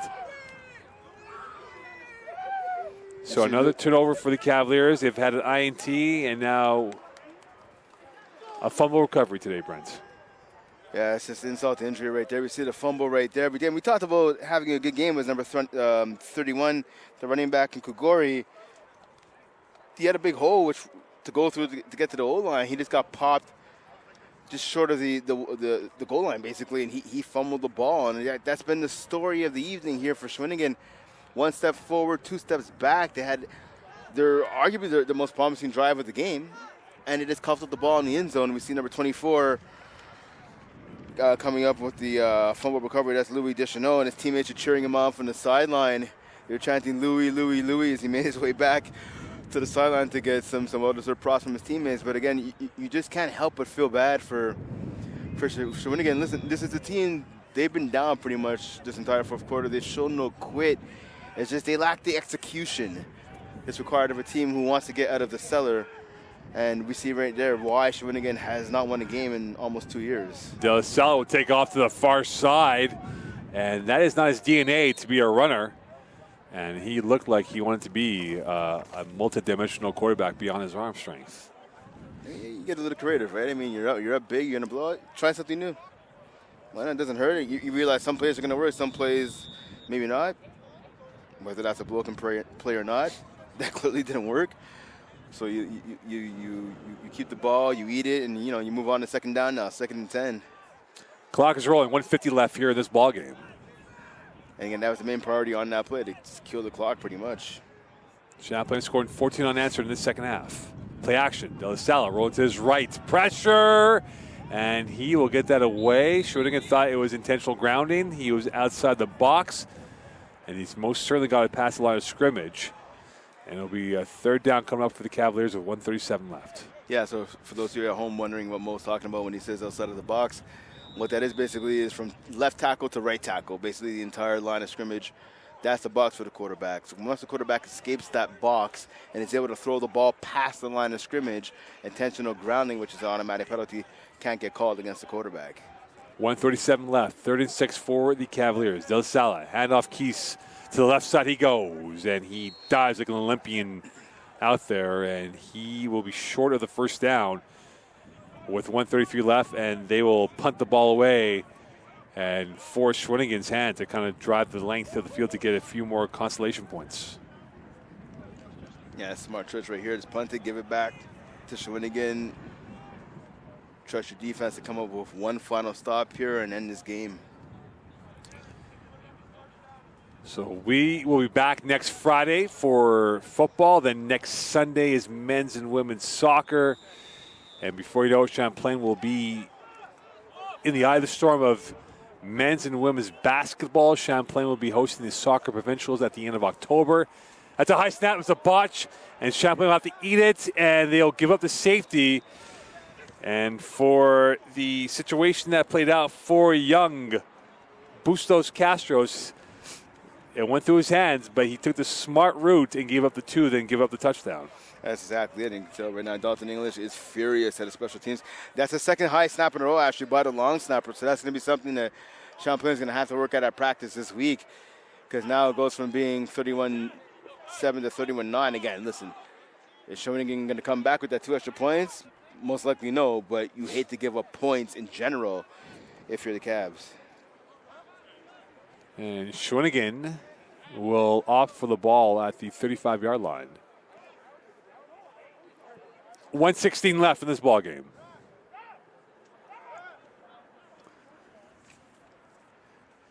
Champlain on their way, 31-9 lead. And if the projection is correct, they are on the way to win number 2. Good-looking crowd here on a Saturday night. Friday night lights will be next week. And pressure now for Arsenault, going to the near side. That is caught for a first down. Just shy of the midfield line is Comtois. His second catch of the day, and he has that rapport with Arsenault on their appearance in this game since coming in. And definitely there seems to be a rapport between both the quarterback and the receiver right there. A little too little too late, pardon me, for Shawinigan. But that's, again, this is something they can build on. That's what it's about now. And in dying minutes of this game, 60 seconds remaining, just finding some positives that you can bring over to next week. Play action. Arsenault gets around Goose Fontaine, and now he will use the afterburners, and he will have enough for a first down on the far end. And with 47.8 left,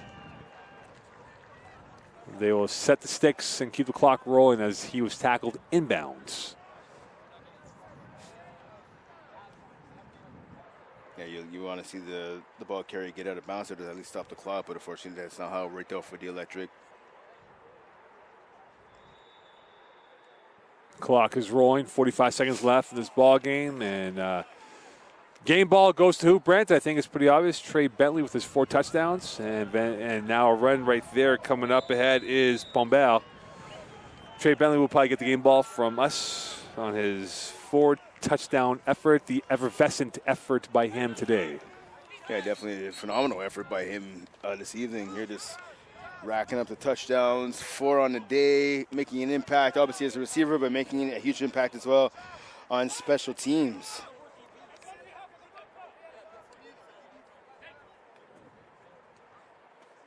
So let's see a substitution there, stoppage of the clock due to an injury for Champlain. Yeah, going off is Nicolas Cardinal, and coming back in the game actually is Hurtabiz. So they bring on a starter here as, again, both teams want to get out of this unscathed with 30 seconds left in the game. And a timeout called by Shawinigan as they want to have one last roll of the dice here. They're making it more of a respectable scoreline with 30 seconds left in this ballgame. So again, our next broadcast next Friday, 7 p.m. kickoff. Lanaudière Champlain. Yeah, it should be a good one. Friday Night Lights. You can't ask for anything better than that. Again, the fall weather is here, despite the fact that it's still summer. The fall weather. Well, I know is you were wearing a T-shirt like it was plus 25 out there. First off, I'm wearing a jacket and a long sleeve T-shirt. It's the difference, my friend. But for someone who says you were very comfortable, you have to put on that jacket awfully quickly. I'm still comfortable, my friend. I'm just comfortable and a little cooler than I thought it would be. But more importantly, if you want to give me some Champlain gear, I won't say no. A Champlain jacket, perhaps. But more importantly, obviously, with this game, again, a big victory here with 30.7 seconds remaining. But a big victory coming up in a few seconds for Champlain, looking to build off of. Let's see if they can build off of this next week. That's caught far side and a lovely juke move. The tip-tap-toe coming through this time for Germain. And now it's going to be a first down, and Champlain would love to not concede a late touchdown here and keep this at single digits in terms of the offensive output by the Athletic de Shawinigan. Into the left side, Oxno will step up. He's hit. That's caught, and that will go for a couple yards. And again, we might be down to the last play of the game, and this might be end zone or bust for the Athletic de Shawinigan. And timeout called by Shawinigan. So with 13.9 left, you got timeouts. You can't bring them home with you, so you might as well use them. That's exactly it. Again, you want to get some points on the board. Ideally for Shawinigan, if you're the Electrics, you want to make it a 31-16 final. That's what they're aiming for here. Again, points count. So we'll have to see. It's the only meeting between these two teams. Yeah. So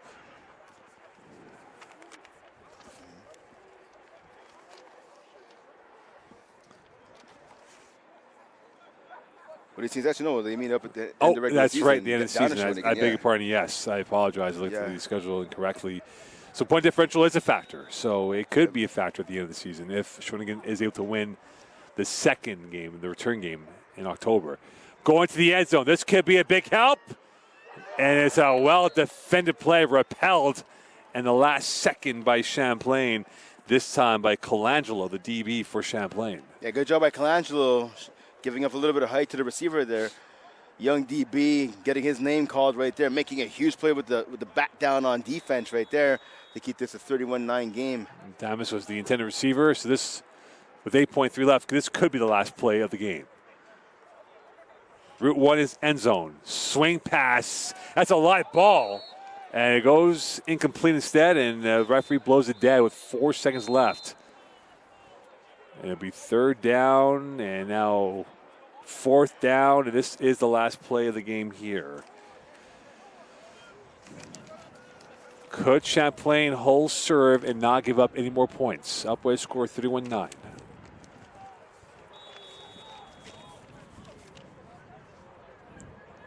Oxnell's got 3 to the right. Last action. Going to the end zone. Acrobatic and emphatic touchdown. Shawinigan. 31-15. A beautiful touchdown catch by the Electric. And a consolation prize. Going on right now. Some of the players being pulled apart. I see a couple of players rushing in now to the mess. And for those who don't know, Emil Grigard got suspended for last week, and so Champlain trying to avoid a second week in a row of any extra punches thrown here. So this is the last play here. It'll be a 31-16 win for the Cavaliers. But this game was all said and done courtesy of Trey Bentley's 4 touchdowns. 3 through the air, 1 on a return and a punt, a backbreaker that ended the hopes of Shawinigan in this game.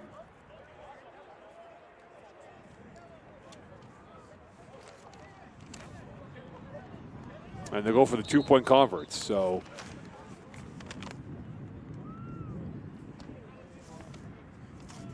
And this is big because if they do hit the 2-point convert, they'd be down 14 going to the return game in October. Oxno. Draw, and he will come up short. And in the dust that is of bodies, that is it. Champlain wins 31-15. And now we have a bit of extracurriculars right now with both teams congregating. And again, the love loss here with these teams. And now you can see on the sidelines, one of the Shawinigan players in Bergeron is being held off by his staff members. So that handshake line might be a little bit spicy going back at midfield. But the Cavaliers win 31-15 as they now improve to 2-1. Shawinigan drops to 0-3. And that is a big blow to the Electric's hopes of keeping themselves in the playoff race. For the Cavaliers, Brent, they're in the thick of the top 2 race going towards the game against Lanaudière. That's exactly it. Right now, they improved to 2-1, right? So they're still in third place, right? Again, it depends on what happens with that Victoriaville game. Obviously, with Victoriaville having the Victoriaville obviously having the tiebreaker right now. If they ended up losing to Lanaudière, it's quickly fun to pick a player of the game. We talked about it, Trey Bentley, obviously 4 TDs in the game. We saw a lot of good stuff out of this Champlain offense. The running game was effective.